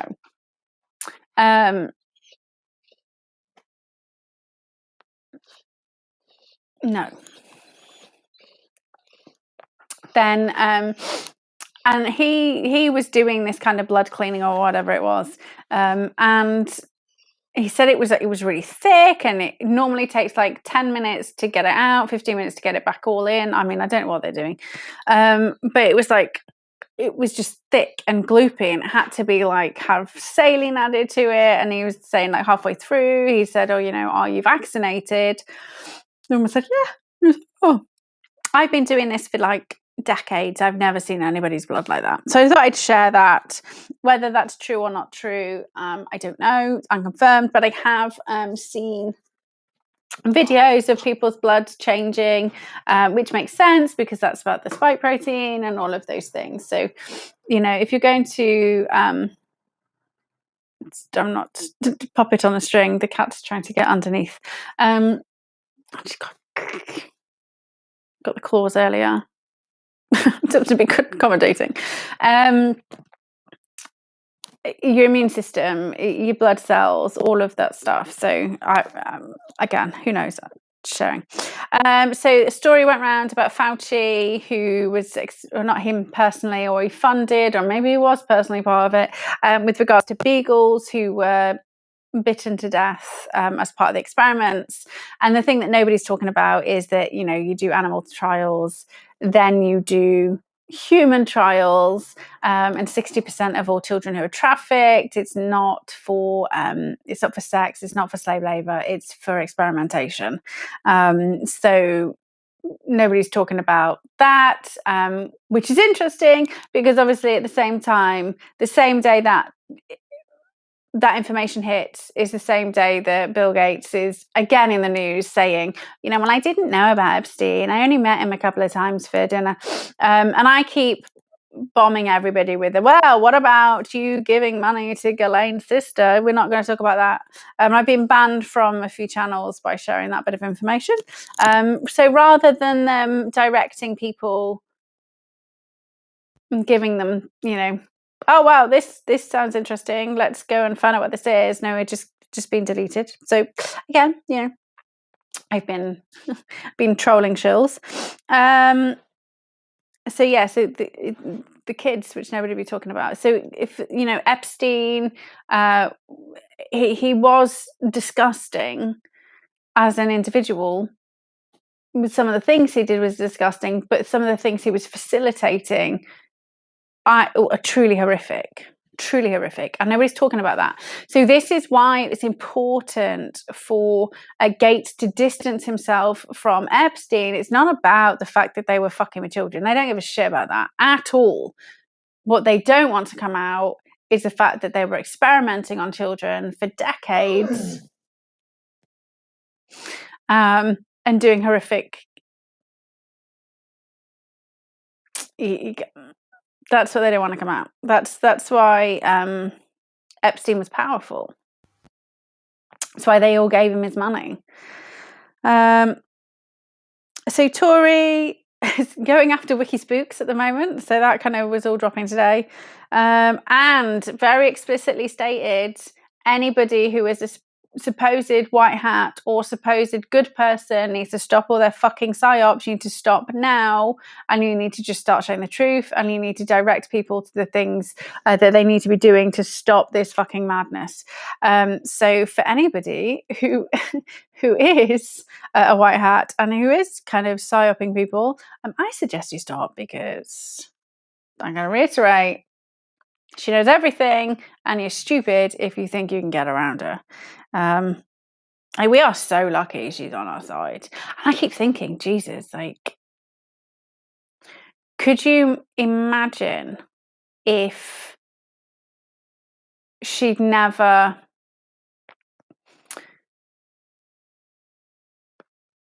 had that, holy shit, this is actually really, really wrong.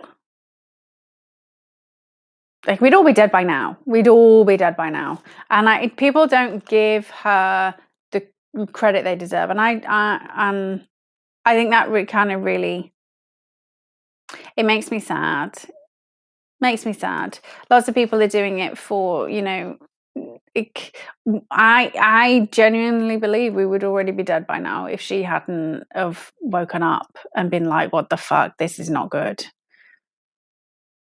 I mean, the fact that she has, so most of the people who are sharing their information, who are controlled opposition, are sharing her information. So even if you've been, fucking Charlie Ward, if he's the person who woke you up, that was through her. So the only reason we actually have a genuine resistance worldwide, as powerful and as informed, so this is the thing, as informed, is because of her. So for those of you who are not good people, good fucking luck. And also she was right saying, at some point the left and right will come together. And it's interesting, they've obviously come together over the colour thing, and the fact that, black people are being discriminated against because they don't want a vaccine. So, I'm not discriminated against if I don't want the vaccine because I'm white. And again, it's on purpose. They're playing to the race thing. But it is actually bringing black and white together. We are not mandating this vaccine thing. You can get fucked. But it's just weird. You have to just kind of look at it and be like, it's okay for somebody who's not white to not want the vaccine, and you're going to stand up for their right. But because I am, you think I'm selfish. Like, how do those two things work inside their heads? How does their brain not just go, well, this just doesn't fucking make sense? I'm so confused by them. So if you are after something to watch on TV, sometimes I need to be distracted whilst working, and so sometimes I have like TV stuff on in the background, and I do tend to have real crime stuff. That was where I first kind of really started to get interested in understanding human behaviors, because I just didn't understand how people could do those things, like what drove people to do those things. And in truth, part of me kind of really investigating those things was because of a lot of the experiences I'd had. And genuinely I was like, okay, well, am I then gonna, is this my path? Because I've had these experiences, because this is what society says, if you have these experiences, you're going to turn out this way. So I wanted to understand, like, what made them do this, and am I then destined to be like this horrific, psychopathic, sociopathic serial killer because of the things I would experience? So that's how I really kind of started investigating. And then I was just like, well, this is all bullshit, because you actually spoke to people who got caught, so they're shit serial killers. So I said, didn't I? Don't get me started on profiling. Absolutely right. Tom McDonald is bringing down race barriers each song at a time, and there's multiple. Yes. So I was watching Mindhunter in the background. That's quite an interesting. If you want something on TV that's talking about profiling. Watch the psyops. If you watch the psyops. The series 2, they jump in on the race psyop, but actually, I think they will have pissed off more lefts. They will have, by the way that they did it. They did it truthfully, interestingly enough. I can't remember what I was going to. Why I was saying that. It doesn't matter. So 16th of July, a Tory MP was in court for sexually attacking a teenager. What's the historical attack? So again, these next bits are going to lean into the fact that I do still believe that there's lots of good stuff happening in the background, that lots of good people are working very hard, and we're just not necessarily seeing it all. So on the 4th of the 8th, Smithfield man was sentenced to 3 life sentences for human trafficking by the DOJ, Department of Justice, that's over in the US. 4 MS-13 members were indicted for 10 murders, kidnapping and racketeering. That was also done by the DOJ. There were 17 people were arrested in an undercover child predator operation including 3 Disney employees over in the US. And in the UK, 19 men in Bradford were arrested for historic charges. And those 4 things all happened on the 4th, on Wednesday. So stuff is happening. Like, this is like, if everybody was corrupt, those things wouldn't have happened.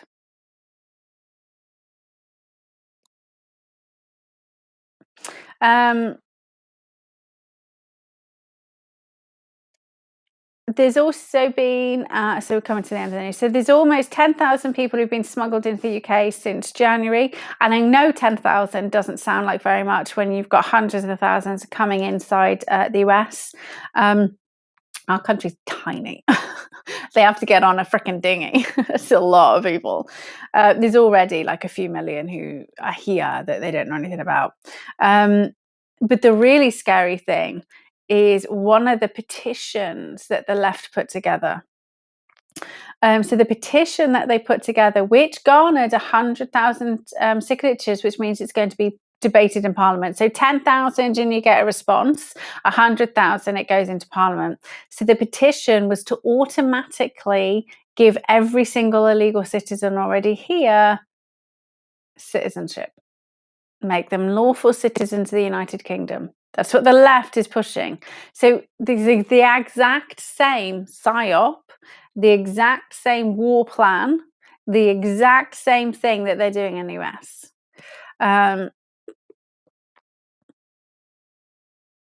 It's insane. And we've seen them doing it, importing it in other countries. I bet if they have some kind of petition site, or there will be some kind of legislation in the background being pushed by one side of the party to make them automatic members, so you can't get rid of them, right? So we kind of need some lefties. We need some ex-lefties who've kind of woken up, who maybe haven't spoken out yet, or maybe they've kind of had a conversation with people privately, but they're just like, these guys are fucking nuts. But we need some lefties to kind of give us the info of what's going on, because that was really freaking close. So thankfully it was shot down. Like, the Parliament were just like, no. Which is very interesting. But the petition, the parliamentary committees that do the petitions, they don't tend to be the main MPs. They tend to be... Or are they the MPs? It's slightly different. They're not the people front and centre. They're not cabinet members. They're not the twats you see on TV. If there's going to be any real people working in Parliament, they're on those committees. Hence, the Human Rights Committee keeps saying what you're fucking doing is against the human rights law. You need to stop. And in the Parliament, just ignore them and then remove their powers and all of that other stuff. But it doesn't mean there's not some kind of good people on the inside at the moment. And finally, when it comes to news, backbenchers, yeah. I don't even think they could get on the bench.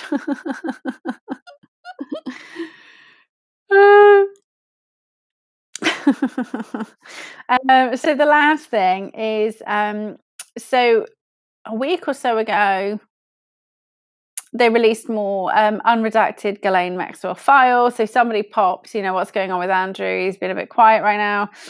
So this is kind of leading into this. However, it was updated again on the 5th. It was last updated on the 4th and the 5th. Again, funnily enough, the same day a lot of these arrests happened, there was more files which were unredacted. Also, the same time, Bill Gates is in the news talking about Epstein. So if you search for Epstein, instead of being shown and directed to the new Ghislaine Maxwell files, you would have found Bill Gates talking about Epstein. Do you see how they do that? Little fuckers. Anyway, so I went and did there's a hell of a lot of files that were unredacted. So I started from like the bottom to go up to the most newly redacted. And one of the things that I spotted was, is it Victoria Gifford, or is it? I've got Victoria in my head, but it feels like that's not her name. Virginia or Victoria, one of those two. Jeffrey, the blonde Australian girl who is the person who's kind of been leading this whole case all the way. And one of the key people she's said that was a pedophile was Alan Dershowitz, and he was heavily targeted in the Netflix documentary. So I mean, that should really get your spidey senses tingling. If Netflix is pushing, like, pointing fingers, then it's probably bullshit. Virginia Roberts, thank you, Neil. No,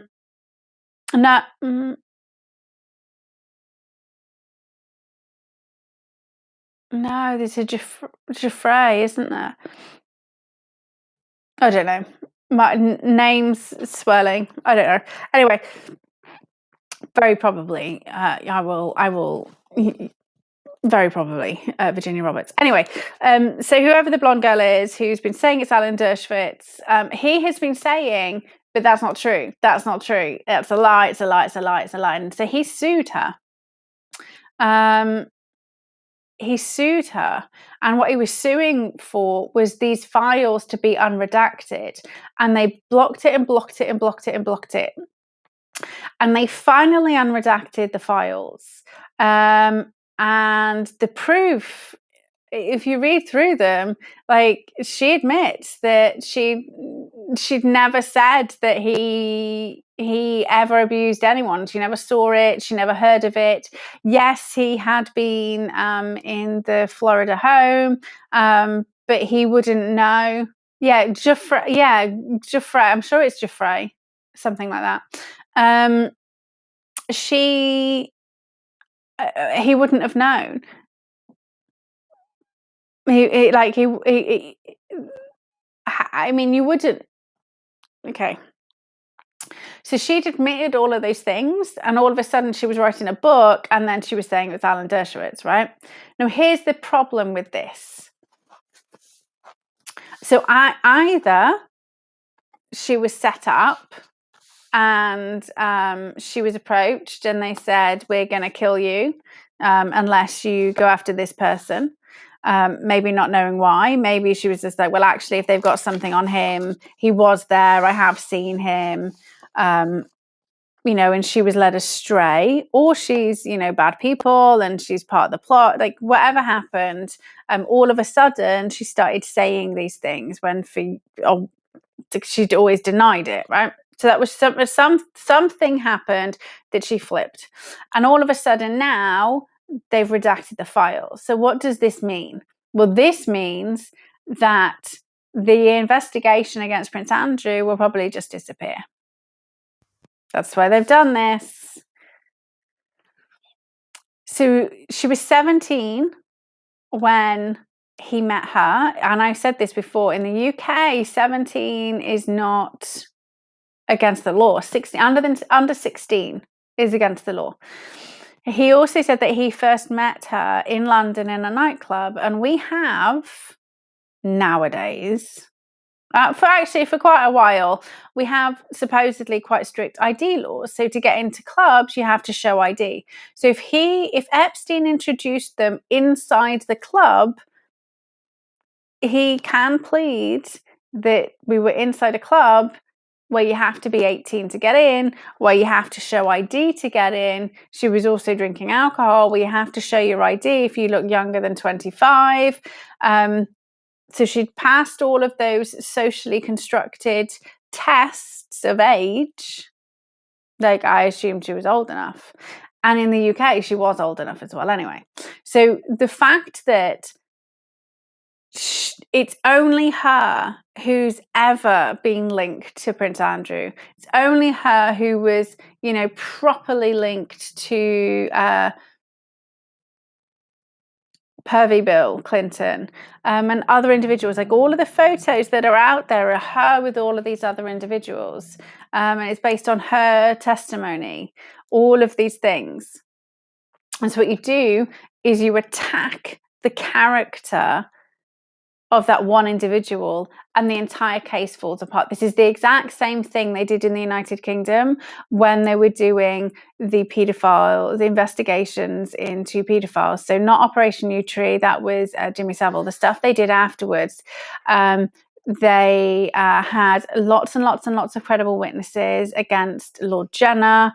And then there was this one guy who had been abused, who, whether he did go on to take photos of other people or whether they planted it, I don't know, Carl Beach. But so the media blew this guy up like they did with Virginia. They blew this individual up. And then all of a sudden, his credibility disappeared and the entire case fell apart and disappeared. So that one individual was all of a sudden elevated against every other witness. They destroyed the credibility of that one individual, and then they destroyed the entire case. And that's what I see them doing with Virginia. That's what they're doing. And I would say she probably did start with very noble, and she probably... And let's be honest, if she'd been around them for a while, she will have seen that when they threaten, it's not just a threat, it's a promise. Like, you play ball, otherwise it's game over. So it's very, very interesting that all of a sudden... and also very interesting that Sky at the moment, so this is why I still have my BBC license. It's not because I trust the BBC or anything like that, but it's because you can see what TV shows they're kind of playing, and you can get a gist of the bullshit that's coming if you kind of tune into some of the shows. And so at the moment, like, Sky is talking about Escobar, and it's like Escobar on Escobar. Is the TV show. It is some kind of documentary, and I'm not watching it. But when you kind of listen to the older Tori Says shows, and she was talking about Pablo Escobar around about this time 2 years ago, 2019, around about this time. It's kind of coincidental. Obviously, it's coincidental. But he's the one who rolled on Epstein. So again, really interesting that right now we've got Epstein, Ghislaine's files, Escobar is doing a Sky documentary on himself, as you do. We still can't see the New Mexico ranch, which is where a lot of potentially the experimentation was happening. So whether that all starts to come to the forefront in the next few weeks or not will be very interesting to see. But lots of other stuff is lining up. So if you do go to, if you're new to Tory, like, I would recommend going to like the 2019 shows. Like, go back a couple of years and give it a couple of weeks, and you will start seeing everything she was talking about 2 years ago start showing up. Like, it's insane. It's insane. So that's kind of the news roundup. Sorry, kitten. I almost got the wrath of the kitten. Called Pixie. Looks quite cute. Really sharp claws. Really sharp claws and really sharp teeth. Yes, she should. I mean, possibly. I know she's been super busy. I know. I will listen to that in the morning. Yes, Jackson will play the Deltas. If you can, just it ends up being like 6 hours of Tory a day. And when you're in learning mode, it's super helpful, super powerful. But actually, I just tend to go to Tory Said and search for the thing that I need, and then listen to the shows as and when I need them. And then I will listen to the new ones. So I'm kind of in a space where I've pretty much been listening to her show every time it's been on for the last 12 months or so. I've got a bit of space so I can go back and listen to other stuff. Yeah, Tory, yeah. I mean, if you want to know what's going on, what's about to show up, like, she's a place to go. So we're now going to kind of talk about some of the stuff that I've uncovered with regards to British law. And And just as a kind of the most interesting thing is that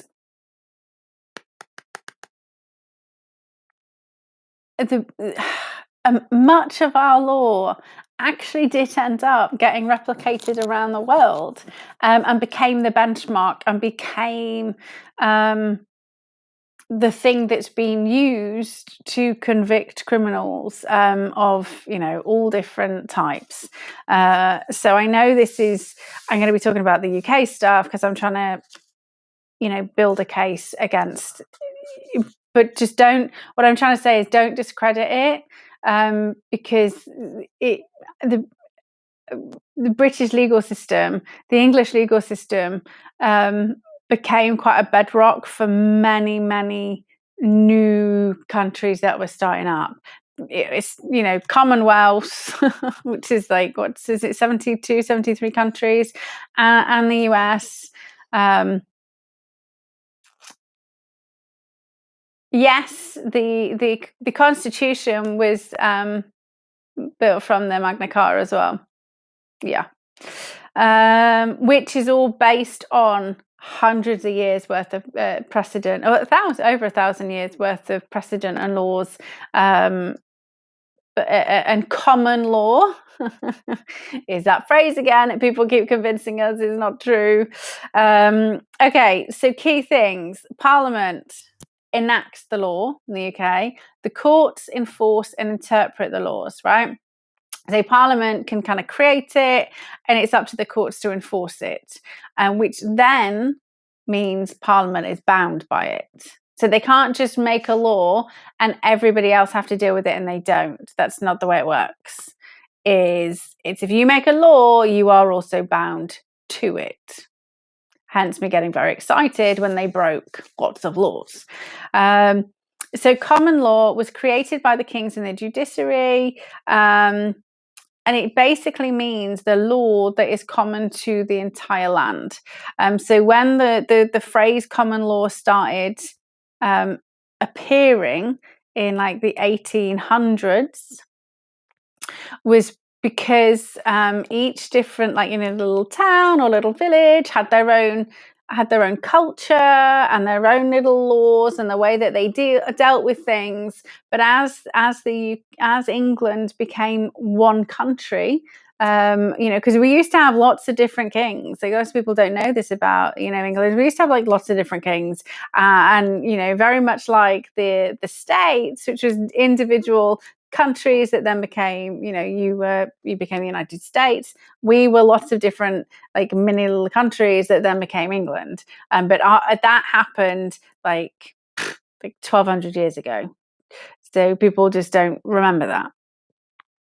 So once we became united, so not united with Scotland and Wales yet, but united as England, the only way to kind of really rule effectively was if everyone was kind of playing on the same rules. So you can't, if over in Shropshire, if you shout at somebody, you get beheaded, and in London, if you shout at someone, you just get spat at. Like, you can't have that. So that's where common law kind of started. It was a common law across. That was it. And then it became worldwide. So our English common law became worldwide basis for many, legal systems, lawful systems. Then we've got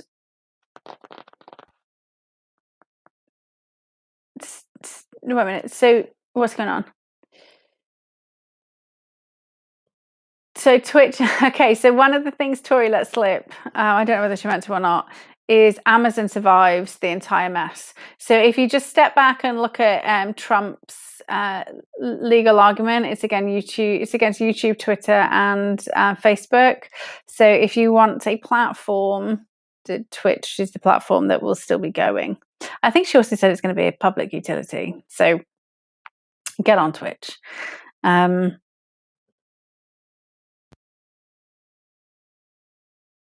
So common law. So it goes back to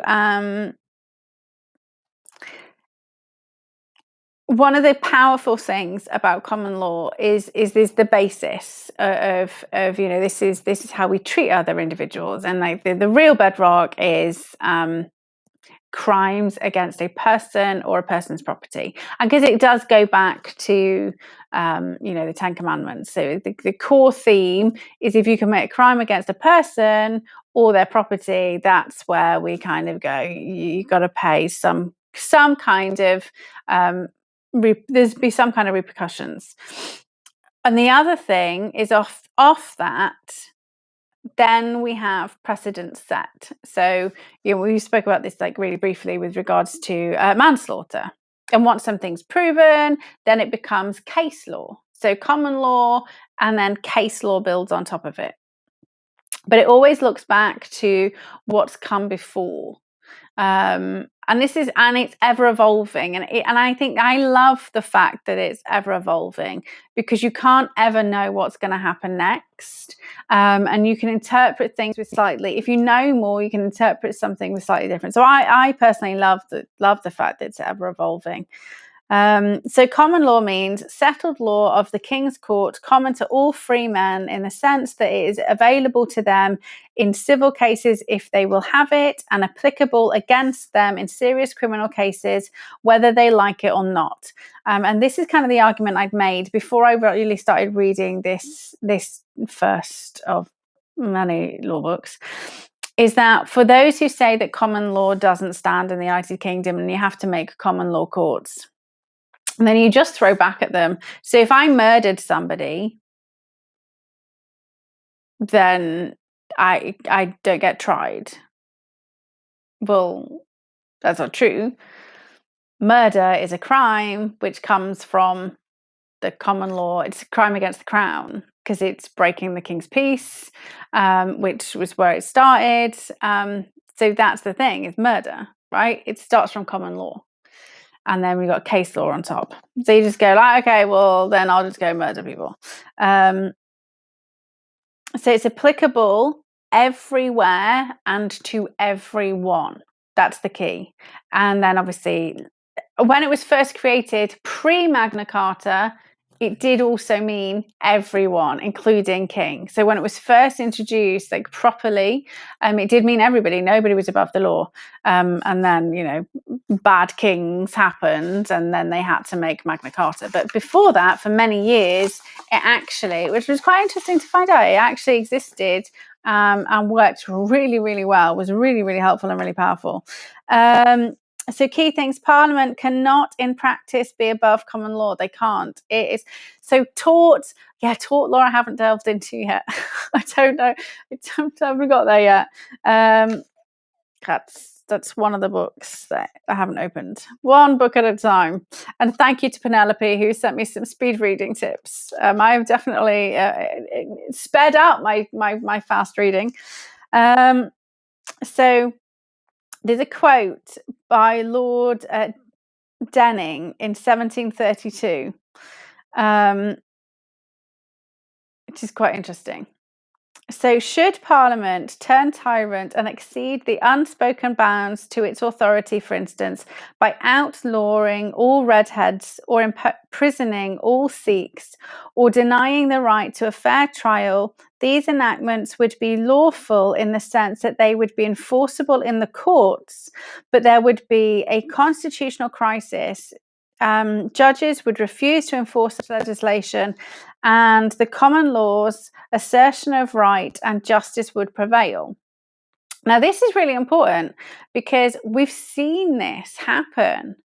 And you're probably thinking, well, we haven't. We actually have. We have seen this happen. So with regards to all of the fines that have been issued and all of the police who've arrested people under the COVID Act, every single case that's gone before a judge, cat's doing something super weird, has been thrown out and has been deemed unlawful. So we are seeing that. I mean, I don't understand again. So every single case that they've attempted to prosecute, they've said this is unlawful and they've thrown it out. The application of the law is wrong. And even the CPS is saying those 70,000 fines, like, they're probably unlawful too, but just people aren't coming to us. So for anybody who's had a COVID fine, that's what I would do. I would challenge it and just be like, okay, right, here we go. And also, all of the money is going to the police. Individual police officers who set up their own private limited companies to collect fines rather than the police. So that was interesting. That was 1732. Lord Denning had said that. I mean, little did he know if we're going to fucking try something with regards to vaxxed, unvaxxed, right?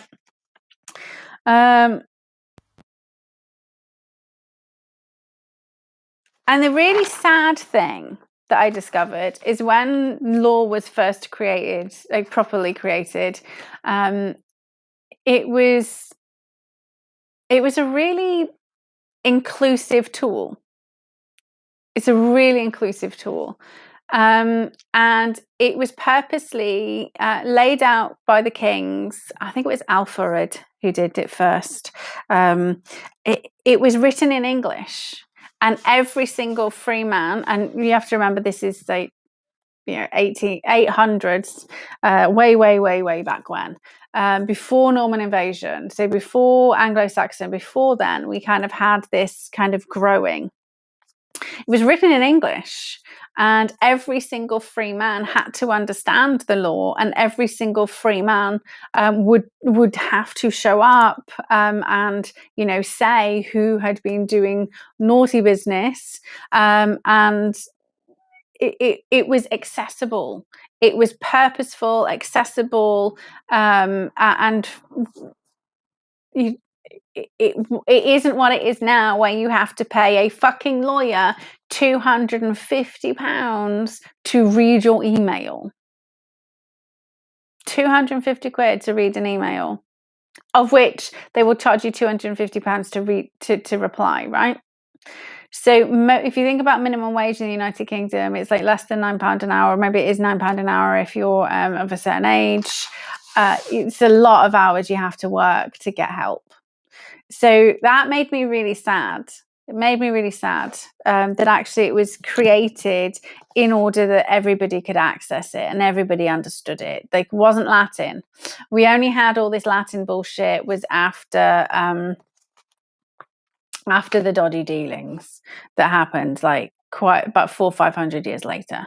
So Neil says he's already paid it. I would see if you could challenge it, because it was unlawful.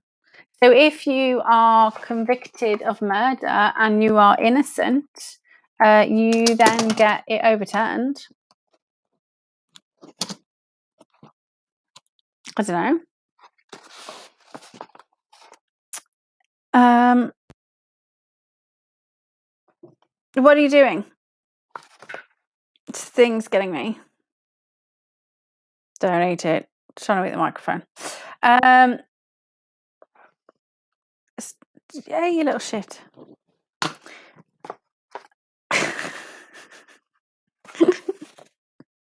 So all free men in England will be subjected to the same law. No. Get off. So then William the Conqueror, who we call William the Conqueror, he separated church and state, and that was the first time. So he separated out church and state. So then we had common law and canon law. And as soon as I read that word, canon law, it took me right back to history at school. And I was like, oh, I get what my history teacher was trying to teach me right now. But I wasn't interested by then. So canon law was, all of the church had protection. So only church members could only be tried under canon law. Is not the king's law. They were apart from it. God would judge them. The free people and the men and women have got no say over God's children, as in them, not us. So that's kind of that's how long in the United Kingdom, well, in England, and then later the United Kingdom, the church has been corrupt and able to get away with everything. So then it kind of went on to Thomas Becket, and he shared this in the group. So last year, December, 29th of December, Trump released an executive order about Becket celebrating the martyrdom. And when it came out, I shared it and I was like, oh, this is quite nice. And then I was thinking, why don't we celebrate Becket? That seems really strange. If he's this great guy, what's going on? And I just kind of forgot. And it was only when I was reading this, I was like, oh, I remember Thomas Becket now. So for those of you in the US, I just want to let you know, Becket was not good people. So bearing in mind the church was separate and, King's justice didn't count. I mean, this is quite a few hundred years later. Thomas Becket came along. He was the Archbishop of Canterbury, and it was his responsibility to dole out canon punishment. And Henry was away in France fighting. He was away for 500 years. And in that time, there were over 100 murders where people had claimed that they were clergy so that they couldn't be tried and, couldn't be hung for murder. So it wasn't the only things. So Henry came back and he was just like, well, this is like people are being murdered. And then he found out there was a young girl who'd been raped. Fucking little shit cat. I'm not a cat person. I'm a dog person. I'm not a cat person. Literally attacking me right now. So this young girl had been raped, and then the individual who did that then murdered her father and then claimed he was a clergyman. And so, no, he wasn't going to get any justice. He might do some penance, like, toil in a farm for a day and then go carry on doing whatever he was doing.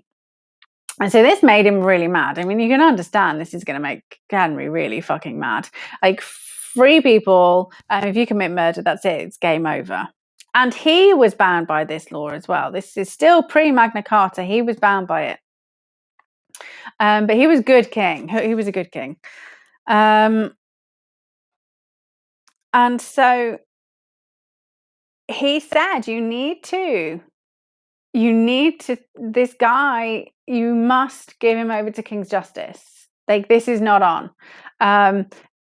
Fine, if they're already clergy members and then they commit something, that's fine. But what's happening is people are committing acts and then they're saying they're clergy members and then you're taking them in and absolving them. Like, that's not on. That's not how we play ball in England. And they ended up pushing Becket out and getting rid of him, but not killing him, getting rid of him. Right.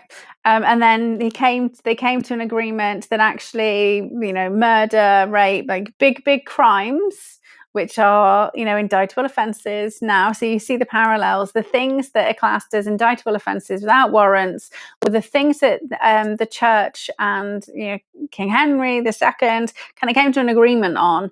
Like, even if it's a clergy member, actual clergy member, like this is wrong.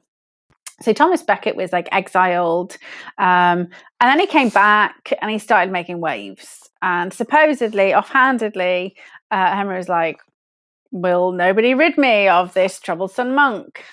And then 4 knights went and murdered him.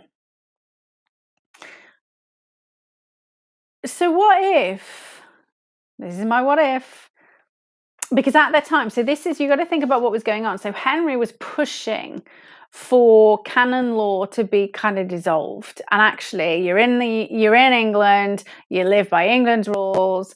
And if you guys commit crimes, then you're going to be judged the same as everywhere else. And so they were placating him.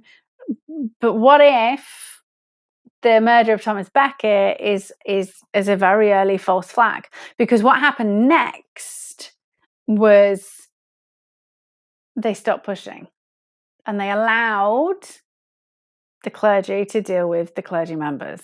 And that's where we've ended up. We've ended up like way, way, way here, 1,000 years later, and the complete corruption of what happens in the church. And again, so because our law went around the world, this is the same way that the church was able to do it in Canada, in Australia, in Germany, all of those other countries, was because, you know, the Pope, the precedent had been set in England, which was seen as one of the most fair and just societies.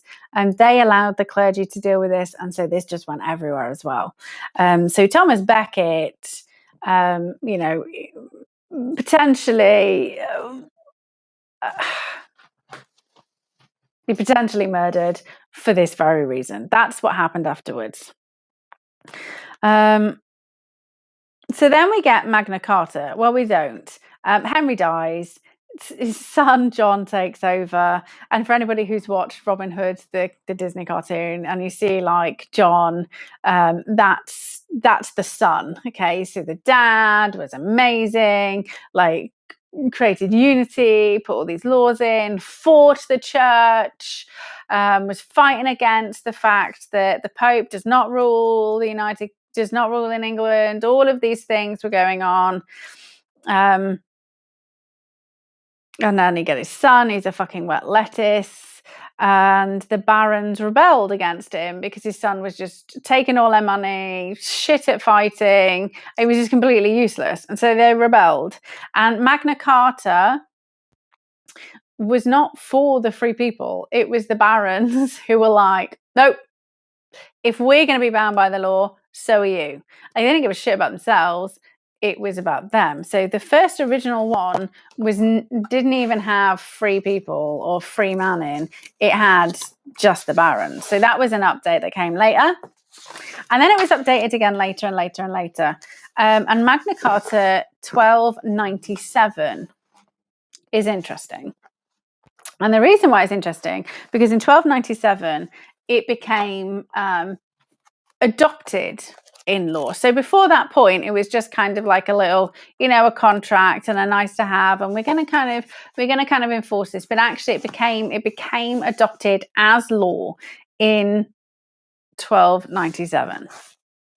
Even more interesting, there are 3 clauses which have never been repealed. Never, ever, ever, ever, ever. So the first clause in my little constitutional book of the United Kingdom. So the other thing to remember is just because we don't necessarily have a written constitution, it doesn't mean we don't have one, which is also the other lie. It's English Church. Okay, so the first clause that's never been repealed is clause number 1, which says, in the first place, we have granted to God and by this our present charter confirmed for us and our heirs forever, that the English Church shall be free and shall have her rights entire and her liberties inviolate, and we will that it be thus observed, which is apparent from this, that the freedom of elections, which is reckoned most important and very essential to the English Church, we of our pure and unconstrained will did grant and did by our charter confirm and did obtain the ratification of the same from our Lord Pope Innocent III before the quarrel arose between us and our barons, and this we will observe, and our will is that it be observed in good faith by our heirs forever. We have also granted to all free men of our kingdom for us and our heirs forever, and all the underwritten liberties to be had and held by them and their heirs of us and our heirs forever. Now that's changed a little bit, but the key points that still stand is that our rights are undiminished and our liberties are unimpaired, them and their heirs forever. Yes, sorry, English. Well, the Constitution of the United Kingdom and Great Britain, because actually there's also the Union stuff in there as well. So there's multiple things, yeah. So the Union with Ireland Act. So there's an English, but then there's also a Constitution of the United Kingdom and Great Britain, Sorry. So the Magna Carta, the Bill of Rights, the Union of Ireland Act, and the Anglo-Irish Treaty. I'm reading the book. That's not from me, that's from the book. I'm already beginning. So that's the first thing. So basically, whatever they did then stands forever. That's what they were saying. So the fact that they repealed some stuff, you kind of think we're just fucking naughty. So the other two bits, I never said Great Britain was England, but you said we have an English constitution, not a British constitution. And I stated we have a constitution of the United Kingdom of Great Britain. So that includes England and other places that are all joined together. But can somebody like remove that? Can I do it? I don't think I can. Just ignore them. Does that make sense? So the other, yeah, all right, beauty, no worries. So I was saying, so we got, so we had an English one, but then we joined other places, and then we created a union, and we created like we add on. That's why I love the fact that we kind of include and add rather than it being set in stone. So the other two that have never been repealed.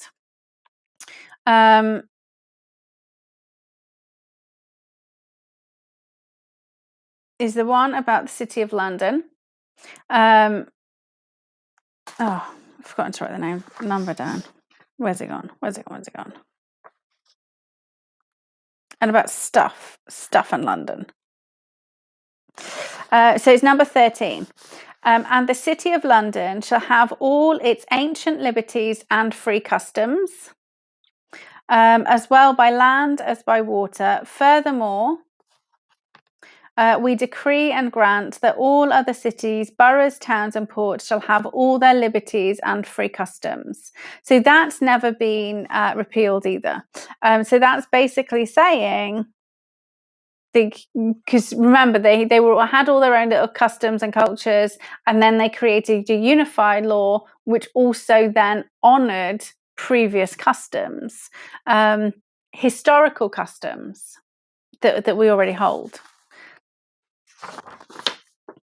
That's still there, which is why when I mentioned before there was that random law where you can shoot a Welsh person in York on a Wednesday if they were trying to rustle a sheep with a bow and arrow, right until late on, right?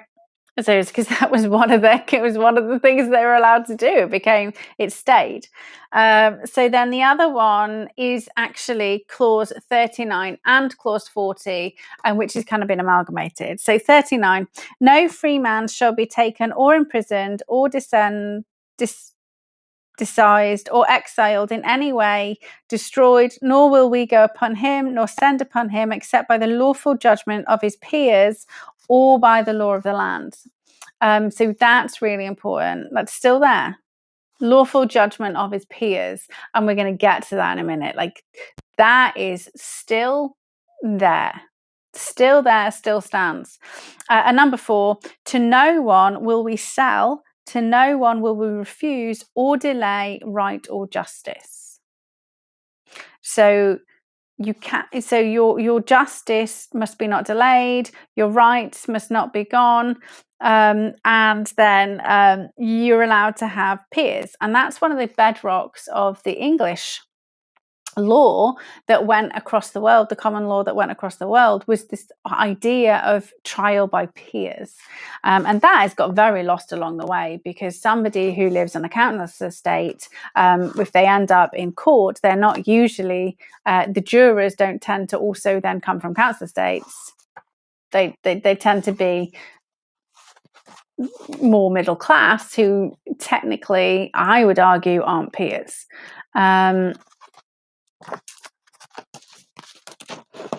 So it was confirmed and became law in 1297. So those still stand today. All those hundreds of years later. And one of the comments the guy in the book makes is, why would these clauses not be invoked against tyrants every time, right? I don't fucking know. And this guy wrote this book in 2014, like before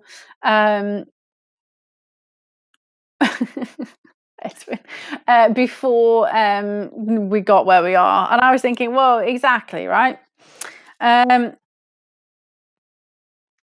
And the last kind of comment he made was, when the need arose and the crisis came, Magna Carta was Excalibur waiting to be drawn. So it still stands.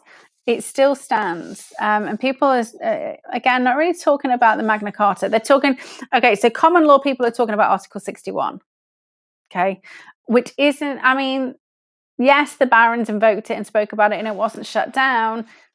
But there's other things that are still on the statute books that are more, I would argue, far more powerful, with a lot of the corruption that we're seeing that people just aren't talking about.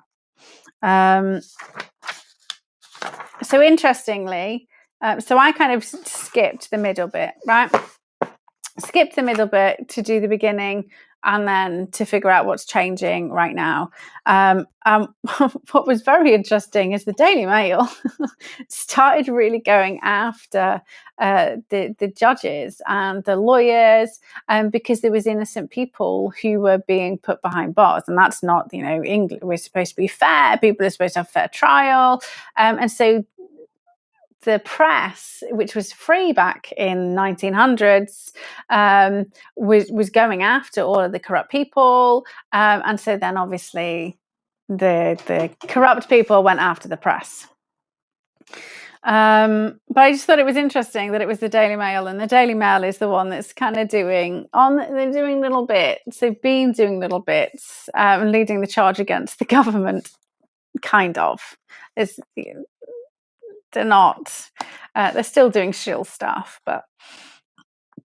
And then there's a couple of quotes. Now, the one, I mean, this is potentially ironic, by who said this first one. So I'm going to read the quote, and then I'm going to tell you that I've just noted as I've been going down. So I'm going to read it, and then I'm going to tell you who said it. So the legal system and the rule of law are far more responsible for our traditional liberties than any system of one man and one vote. Any country or government which has to proceed towards tyranny starts to undermine legal rights and undermine the law. So this is exactly what we're seeing happen. Okay, Margaret Thatcher said that in 1966 at the Conservative Party conference, right? So, and I kind of do. I mean, I agree with her. Our one man, one vote, one woman, one vote, is completely irrelevant right now, because our votes don't matter, because what they're doing is eroding the laws. And for everybody who voted Conservative, right, at the last election, they're not doing what they said they would do. They are not behaving like a Conservative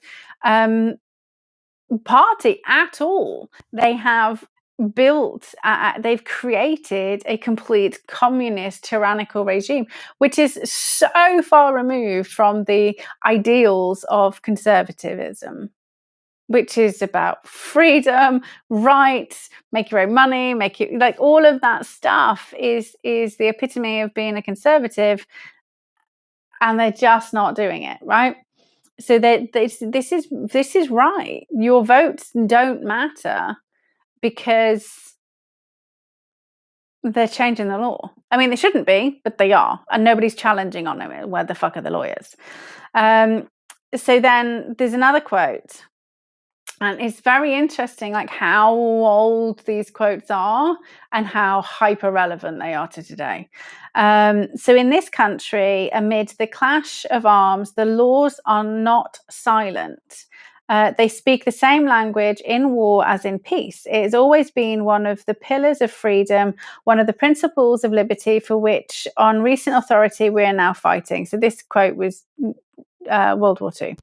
That the judges are no respecters of persons and stand between the subject and any attempted encroachment on his liberty by the executive alert to see that they coercive action is justified in law. So he's pretty much just saying it doesn't matter whether it's peace or war, like the individual liberty has got to be maintained.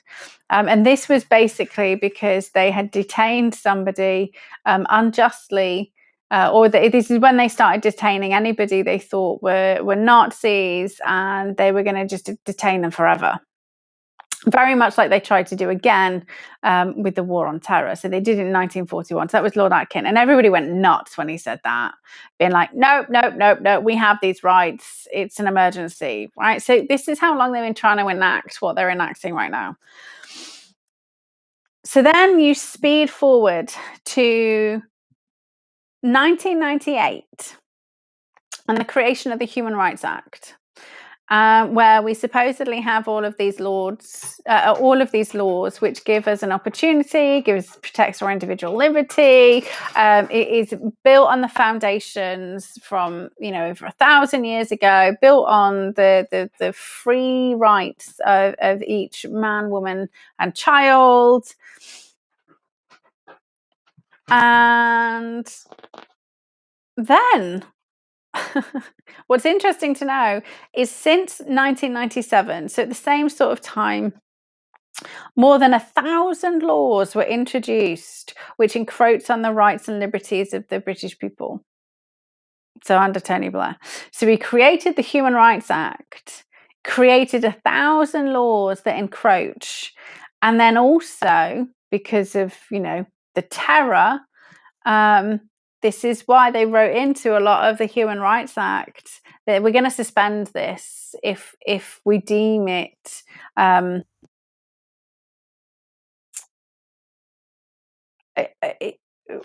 whole, like, okay, well, you can't be forced to take medical treatment unless we deem it an emergency or at war, because then we're just going to remove all your rights. So they wrote that into the Human Rights Act. And I mentioned that before, like, this is what we should be using, but we have to argue there is no crisis. Because if the reason why our human rights are being ignored is because they wrote into the law, if there's a crisis, your human rights don't count. So that's the counter narrative. Well, there isn't a crisis. Here's the evidence. Therefore, you're breaking this law. So good old Tony Blair, who is, once again trying to kill us all, said it's a dangerous misjudgment to put civil liberties first. It's misguided and wrong. There you go. That's what he reckons. However, here's where it gets quite interesting. So they started once again holding terrorists indefinitely, and in 2001, there was a huge case and the reason why they did, what they say the reason why they did is because if there's a terrorist in the United Kingdom who, and I think Scotland's laws and Wales laws, lots of places now have their own law, which is very confusing and very different. So in England, if you are a terrorist and you being deported means you're then subjected to torture or murder or anything which is against, the convention that we all signed and ratified, but didn't put into law. So human rights is our law, but we signed up and adopted these conventions, the UN convention and stuff like that. So if you then send somebody back to be tortured, well, then the UN will block you from deporting. And so did the European Court of Human Rights. That's what the European Court of Human Rights kept doing, is they kept stepping in and saying, nope, because you're breaking the European Court of Human Rights and we supersede your own laws of the land. Right? So this is where people started to get, in the UK, to get really fucked off because they were terrorists. that we had to then keep. So then the government was like, fine, we're just going to keep you in prison indefinitely because we're not allowed to deport you and we're not having you on our streets. So again, the European Court of Human Rights stepped in and said no. So by 2004, 2004. 2001 to 2004, there's something called the Belmarsh case happened. And that's when they ended up saying you can hold the terrorists, I think it's 28 days they can hold them now. But what they argued was their right to hate. So this is the imported terrorists had argued that their rights under English law had been violated because they'd had no habeas corpus, which is the right to a jury, which is, one of those original articles that still stands. And so they had a right to those things. So one of our key founding features is every person within the jurisdiction enjoys equal protection of our laws. And Lord Hope kind of said that in the summary when he was talking about the Belmarsh case. And I agree with this. I do agree with this. I don't agree. And so this is going to be controversial for some of you guys. So right now, it is not being used properly and fairly. Okay, we've got to remember that the cabal are doing stuff to stir up bullshit. But I believe if you have committed a crime, you deserve to be represented and supported. And I think that should just be if you've committed a crime in the UK, then and you're not from the United Kingdom, you also deserve the opportunity of being represented. That's something that's been a bedrock of what makes our country so free and fair, is that it does not care. It does not matter who you are. We don't discriminate against how you ended up here. Because you may have ended up here, and we've got lots of illegals coming in right now, lots of people being smuggled in. But say, for example, somebody is a legitimate refugee and they were accepted refugee status and they had a job and they've lost their job.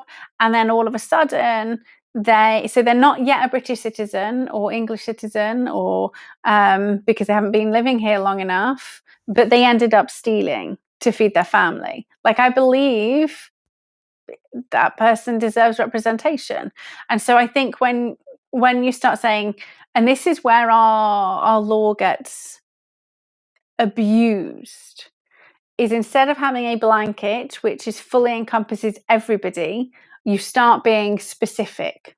And when you start being specific, we end up where we are right now, where people who end up being sent to family court, which is closed court, behind closed doors, with no judge. And often, now, the government removed the right for an individual to have representation because they got really specific about who deserves it and really exclusionary. They then put themselves in a position to do all of this behind closed doors. And what happens when you end up in family courts is if somebody's abusing the child ends up with the abuser, because usually the judge presiding is also part. This is where all of the satanic ritual abuse gets covered up, in the family courts. It's not tried in the criminal court, because if it was tried in a criminal court, it would be under common law. It would be under habeas corpus. It would be any single individual, free man and woman in the United Kingdom are allowed to go and sit and watch and pay attention, because that's one of our underwritten and incorporated rules. So how do you keep these things out of the public eye? Is you stick them in private courts. Now that's anti-law in the United Kingdom. Like, they should never have been created, never been existed, and should not exist. So why is this powerful? Yeah, it does. It does get sealed. So why is this powerful? So for anybody, Samantha Baldwin is a really kind of recent case where her children have been taken from her horrific things are happening, taken from her and given to the abusive father, right? That was done behind closed doors. She has a lawful right to appeal and demand and just state, well, you've broken Magna Carta, these clauses that are the bedrock and the basis. So yes, we've got all this case law that's built on top, but that then doesn't overwrite the underarching thing that makes our justice system, that makes our laws stand. So I think this is really powerful and this is really key. I never understood the family courts. I never understood how they started to operate. But these are crimes. This is a crime. And these are indictable offences, which means, so this is again how it comes kind of back around to us, the free people, is that's rape. That means we, the free people, can arrest those individuals for a crime. We can dump them into the prisons, into the police station. We can demand that person is arrested for a crime and investigated for a crime, and demand that they go to a criminal court. So we have courts of appeal, and we have those sorts of things. But when it's tried in a family court, it will be a family court of appeal. However, I'm pretty sure, I haven't kind of got to that part in the book yet. I'm not sure yet. But I'm pretty sure that our Supreme Court, I mean, that was hugely shifted and changed only recently. And I say recently in English history means it could be in the last like 20, 30 years rather than, 1200 years ago. The Supreme Court is still tried by is still, I'm pretty sure that's just still judges that kind of deal with it. But I think anybody who has had who's had a court judgment without being tried by their peers and having your children removed from you. And often what happens is the non-abusive parent, so whether it's the mum or the dad, the non-abusive parent then ends up with a criminal record as well. And what happens is people don't have the money. This is on purpose. They want the children, they take the children. Is the people who kind of really need the help no longer get the representation because they took it away from them by being really specific. And then all of the lawyers are charging huge amounts of money. So what I would say, which would be a possible way forward for anybody who's been trapped in this family court system, is you all know each other. You all get together, you do a crowdfund, and you do a class action taking the family court to court with regards to breaking the law and removing your lawful right for it to be tried in an actual criminal. It should have been tried as a criminal case, and they took that away from you, and they didn't even allow jurors. There was no fair trial. There was no due process with regards to all of those things. That's what I would do. There's enough of you, and there's enough people who are awake that if you need like 100, 200,000 pounds, I reckon within a week you'd have all that money to do it. But the more of you together, the more of you being able to present your evidence.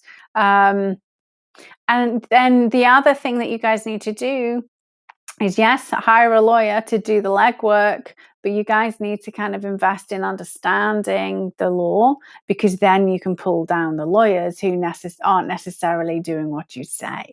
This is what we're seeing. We're seeing lots and lots of lawyers saying they're putting cases in, they're going against the government, they've got this, they've got all these things. But, I'm reading, the more I read, the more I'm like, well, I just don't understand.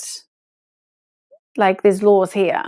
All you need to do is pick a law and make a case that fits that law. That's how you do it.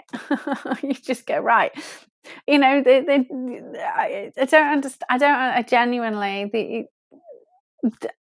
okay. So in the UK, they're all corrupt. Okay, that's my opinion. They're all corrupt. Oxford and Cambridge are well embedded with the Committee of They're funded by the Committee of 300, so they're not going to be helpful. The human rights lawyers are all cabal owned, which is why they're all pushing the BLM agenda. All of these things, right? So I can't see British, English, United Kingdom lawyers. They're not standing up. They're not.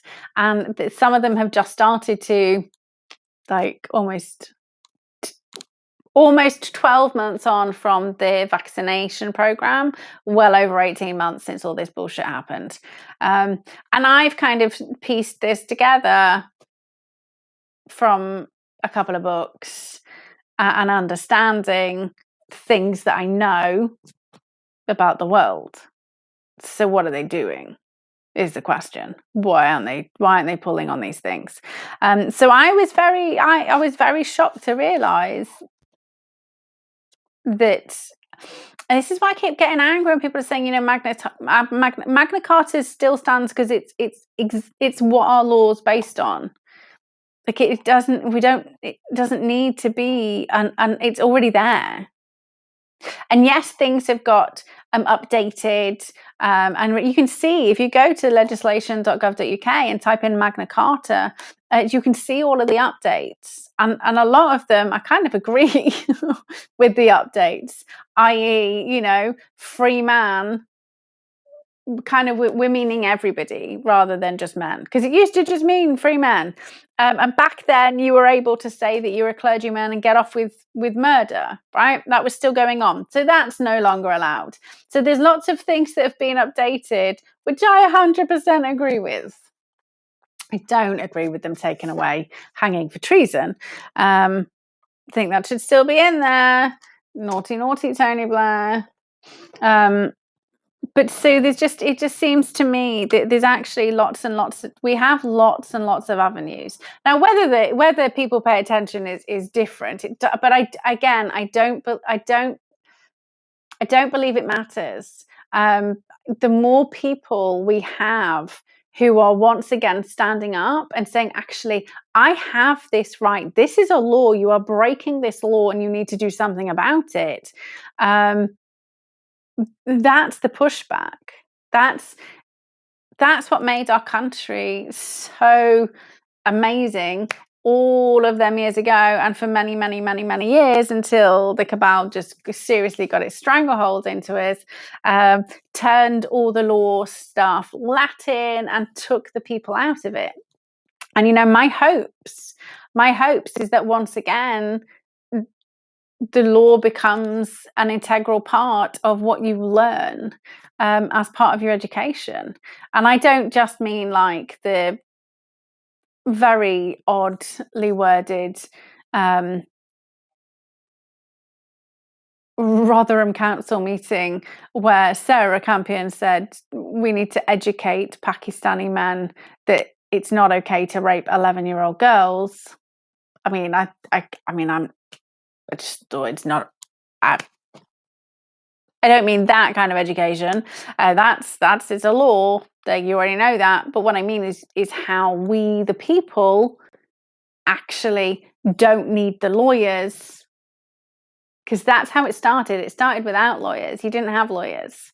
You had you. You knew the law. I mean, it's quite, you know, they had oath people who would, you know, you say, well, you know, I didn't do this, and you just needed 12 people to be an oath keeper who would then also say, actually, they're of good character. I don't believe they did do this. I've got evidence. I've got proof. This is the witnesses. And that went a long way. You were either a good character or not good character. And they used to do, you know, trial by ordeal and champions fighting each other. We don't need all of those reenacted, but what we do need is people to know and understand the law, because I believe, had they not eroded our understanding of our rights, a real understanding of how we can apply these things and safeguard ourselves and our family, is they would not have been able to get away with what they're getting away. Like, we're all playing catch up right now. And so I perceive the biggest shilling to come will be all of this "we've got your back, don't worry about it" law stuff.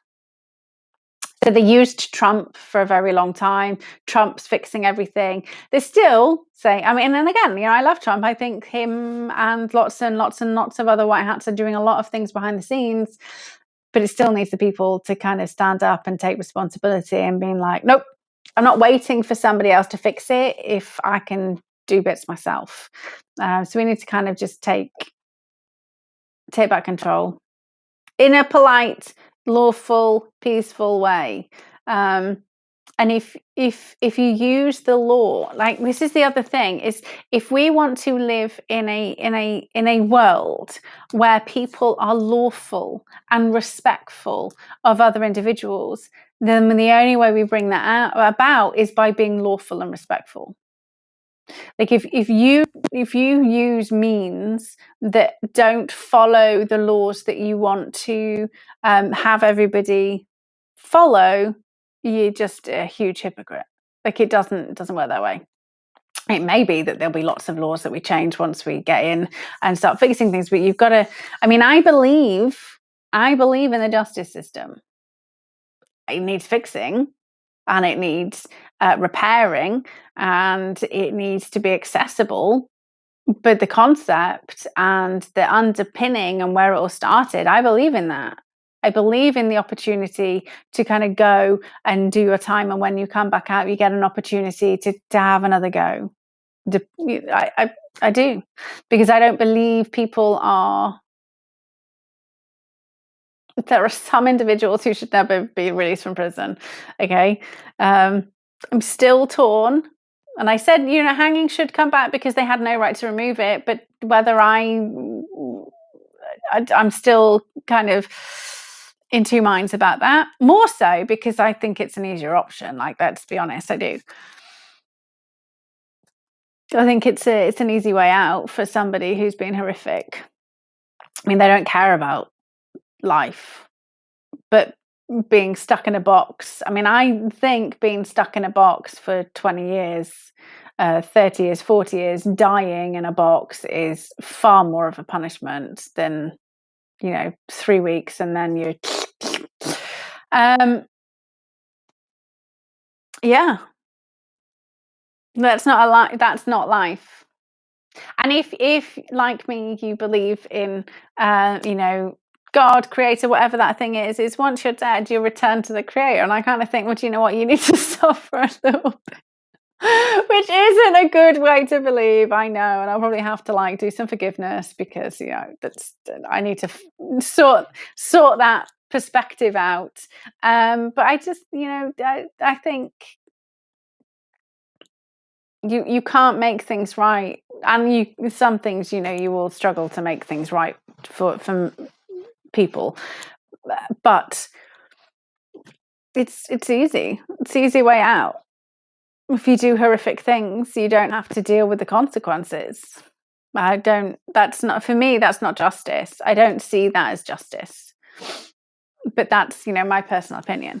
But I think, for other people, I don't believe hanging should have been removed, because it was removed very backhandedly for treason, because they knew where they were going. Like, let's be honest. I mean, I always thought it was because of, what he did in Syrian war, but here we are. It was because they knew where they were going and we just didn't see it.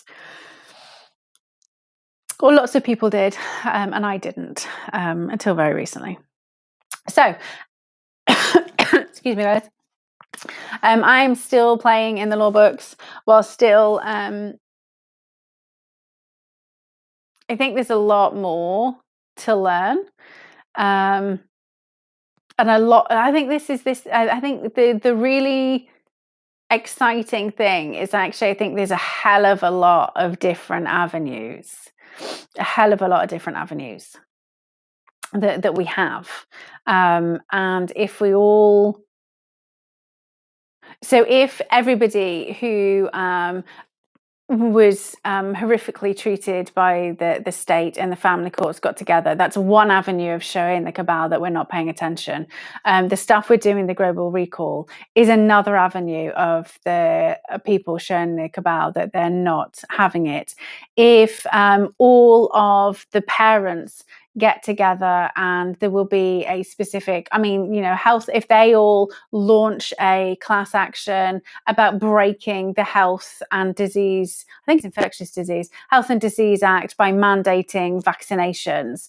If anybody so all of these laws can be used, but we're just not using them. And so there's so many different groups of individuals, of people who are just so fragmented that actually, if you came together in your own little community and just picked a freaking law and just made a case for how those individuals have broken that law, and go after criminal laws, because all you need to do. So if you've got an MP who's getting like 12 different groups of people coming after them for breaking 12 different criminal laws, the Speaker of the House has to pay fucking attention. And then we can recall, which is another lawful method. To stop relying on the lawyers, because they do not have our best interests at heart. If they did, they would have been here by now. And they'd have been fighting in the trenches by now. Like really in the trenches. And not have conflicting backgrounds. What's my thoughts on silica for us, health and mining of? No idea. Silica, that's what they used to stick in the boobs, wasn't it? And then the boobs kept exploding and it was really toxic. Also, silica gel is what they stick in shoes and handbags and stuff, and they say don't eat it because it's toxic. So that's kind of my entire silica knowledge. So both of those say it's toxic. So I'm going to go with it doesn't sound too healthy. But I don't have fake breasts, and I've never eaten either of those. I've never eaten those packets, so I couldn't. Not the knowledge I have. That's the belief I have based on the tiny little knowledge. But yes, I don't know. I mean, I would say it's probably extremely harmful. We've got all the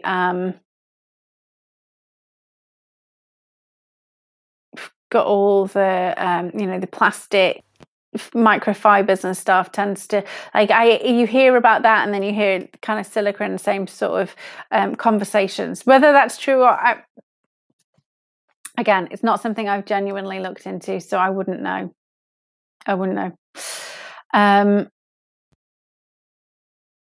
But yeah, feel free to share some stuff, words rather than videos, and I can take a little while I'm got 5 minutes just to have a whiz through. But my main focus is I'm getting to grips with the law at the minute, and there's a hell of a lot of law, and we don't need to do a law degree. We just need to understand that they've broken this freaking law, and then here's the plan. So here you go, guys, this is my plan. Is I need to figure out which laws they've broken and how there's a few that we already know about, but I want to understand it a little bit, to see if there's anything really simple that we've missed, or something really powerful. And obviously, that whole Magna Carta, you deserve to be, habeas corpus, trial by jury. That's huge for the family courts. So you jump on that. Okay, so you've broken clause whatever.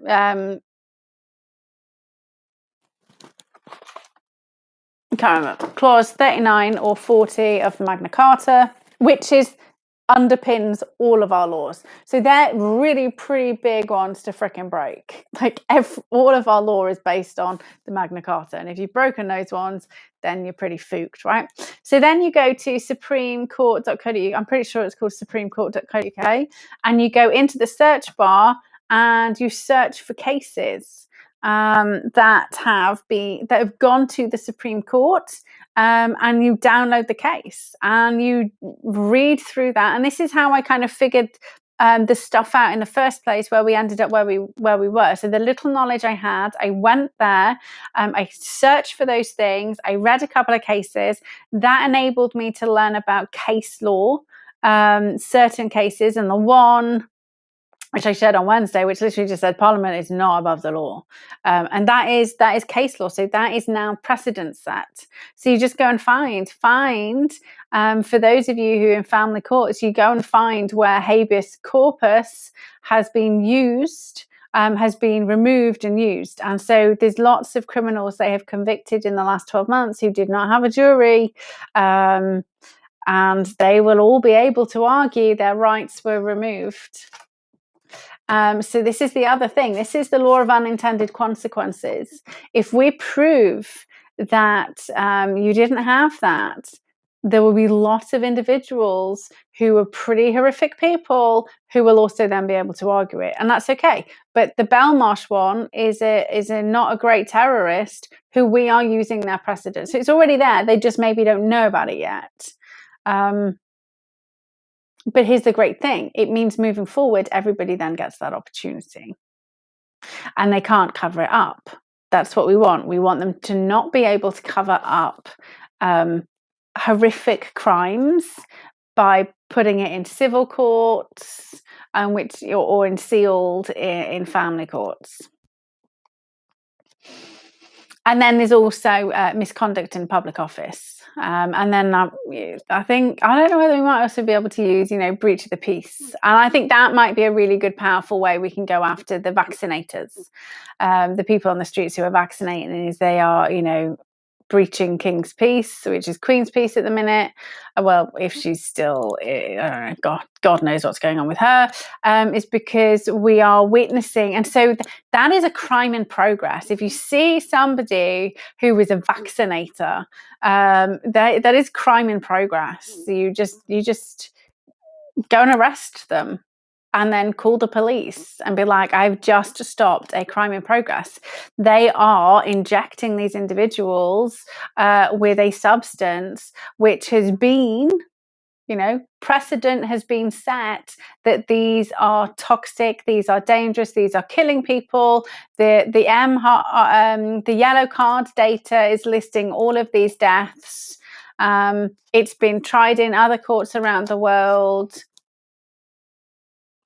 No, but so you have to kind of give them the knowledge first. So this is why they're getting 14 days. And I remember the other day there was the question, well, 14 days. Why are you giving them so long? So remember, the reason why we want to give time is the police. If they're doing an investigation, they will do an investigation for longer than like a minute. We have to give people the opportunity to actually go and read and understand and make a conscious decision, because once they've made a conscious decision, they are then aiding and abetting. So there is a reason why you can't just go, you need to go and arrest them now. These individuals that come across this information have to be given ample opportunity to go and read the thing, go and look through the evidence. I mean, there's a lot of links in there. There's a lot of evidence. There's a lot of videos. It will take if you went from start to finish, and every time there was a link, you watched and listened. Now, some of the things I've linked to are like 200-page documents. So Beyond a Pale Horse is a 3-hour audio. The Kissinger report is like a 150-page document. The Committee of 300 is like a 200-page document. So if you are, you have to give people an opportunity to really actually not just go through the words that I've presented, because that's negligent. They need to then go, well, this is what she's saying. She's given the links of the evidence. I've made it really simple for people, but they have to have the opportunity to kind of go through it, and then they make a conscious decision. So then they can be done for aiding and abetting. Because right now they don't know. And they've heard scaremongering, and they've heard everything's okay. And the vaccinators will be being told by their council, by the NHS, that the vaccines are safe, that we're crazy, that we're anti-vaxxers. But again, you have to be really careful because they've probably been double jabbed and they're about to find out that potentially they've just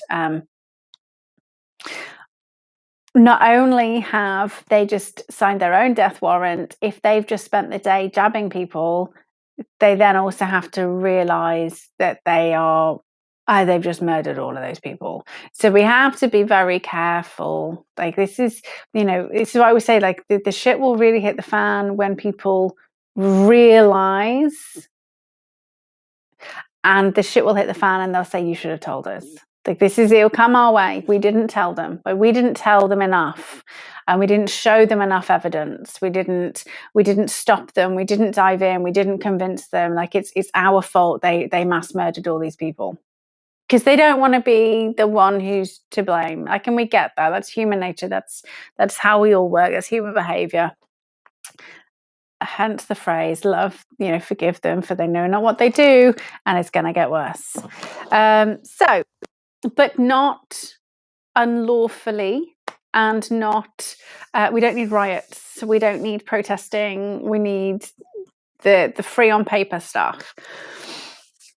And before I finish, I want to say, I'm super grateful for that phrase. And I can't remember, one of you guys kind of mentioned it earlier. Like, it was when Tory said that way back in January. You're free on paper, to everybody in the US. And she started talking about the quo warrantos. That's when I started kind of looking at our options, but not really understanding. We didn't really have much evidence then. I didn't understand how we could link things together. We didn't have the evidence. So for me, kind of figuring stuff out, it took me until May. We started really talking about ways that we were going to kind of move things forward. So again, why are the lawyers waiting until now to just talk about it? So thank you very much, guys. I'm going to try and move without being attacked by this little kitty. For those of just like just got death stared. For those of you who are in the Telegram group, the post just before me saying we're live is that sterilization video. So I would watch that before it kind of disappears into the ether, and I kind of start shoving more stuff in there. So I will continue to kind of do law stuff. I recommend you guys kind of start figuring out these sorts of stuff. We are going to have to fight our own corners. And remember, they're going to turn off the internet. We're going to be fractured. I will give you guys all the information I have. Allow it to percolate, and you will have different knowledge. So ask questions, like send me questions, be like, hey, did you consider this? Did you know this? Did you see this? Did you see those things? Because I'm learning on the go, and you may have seen something that's also going to be powerful and helpful that I just haven't seen yet. So I will share with you all the stuff that I learned, but like, you guys have got information too. Bearing in mind, there's a war on, and I've got to focus. I'm like single-minded. So my pleasure, guys. Have a wonderful evening, and I shall see you all on Wednesday, 7:30. Mwah! Fucking just clawed me. I fell out. Get off! Little dangerous cat thing.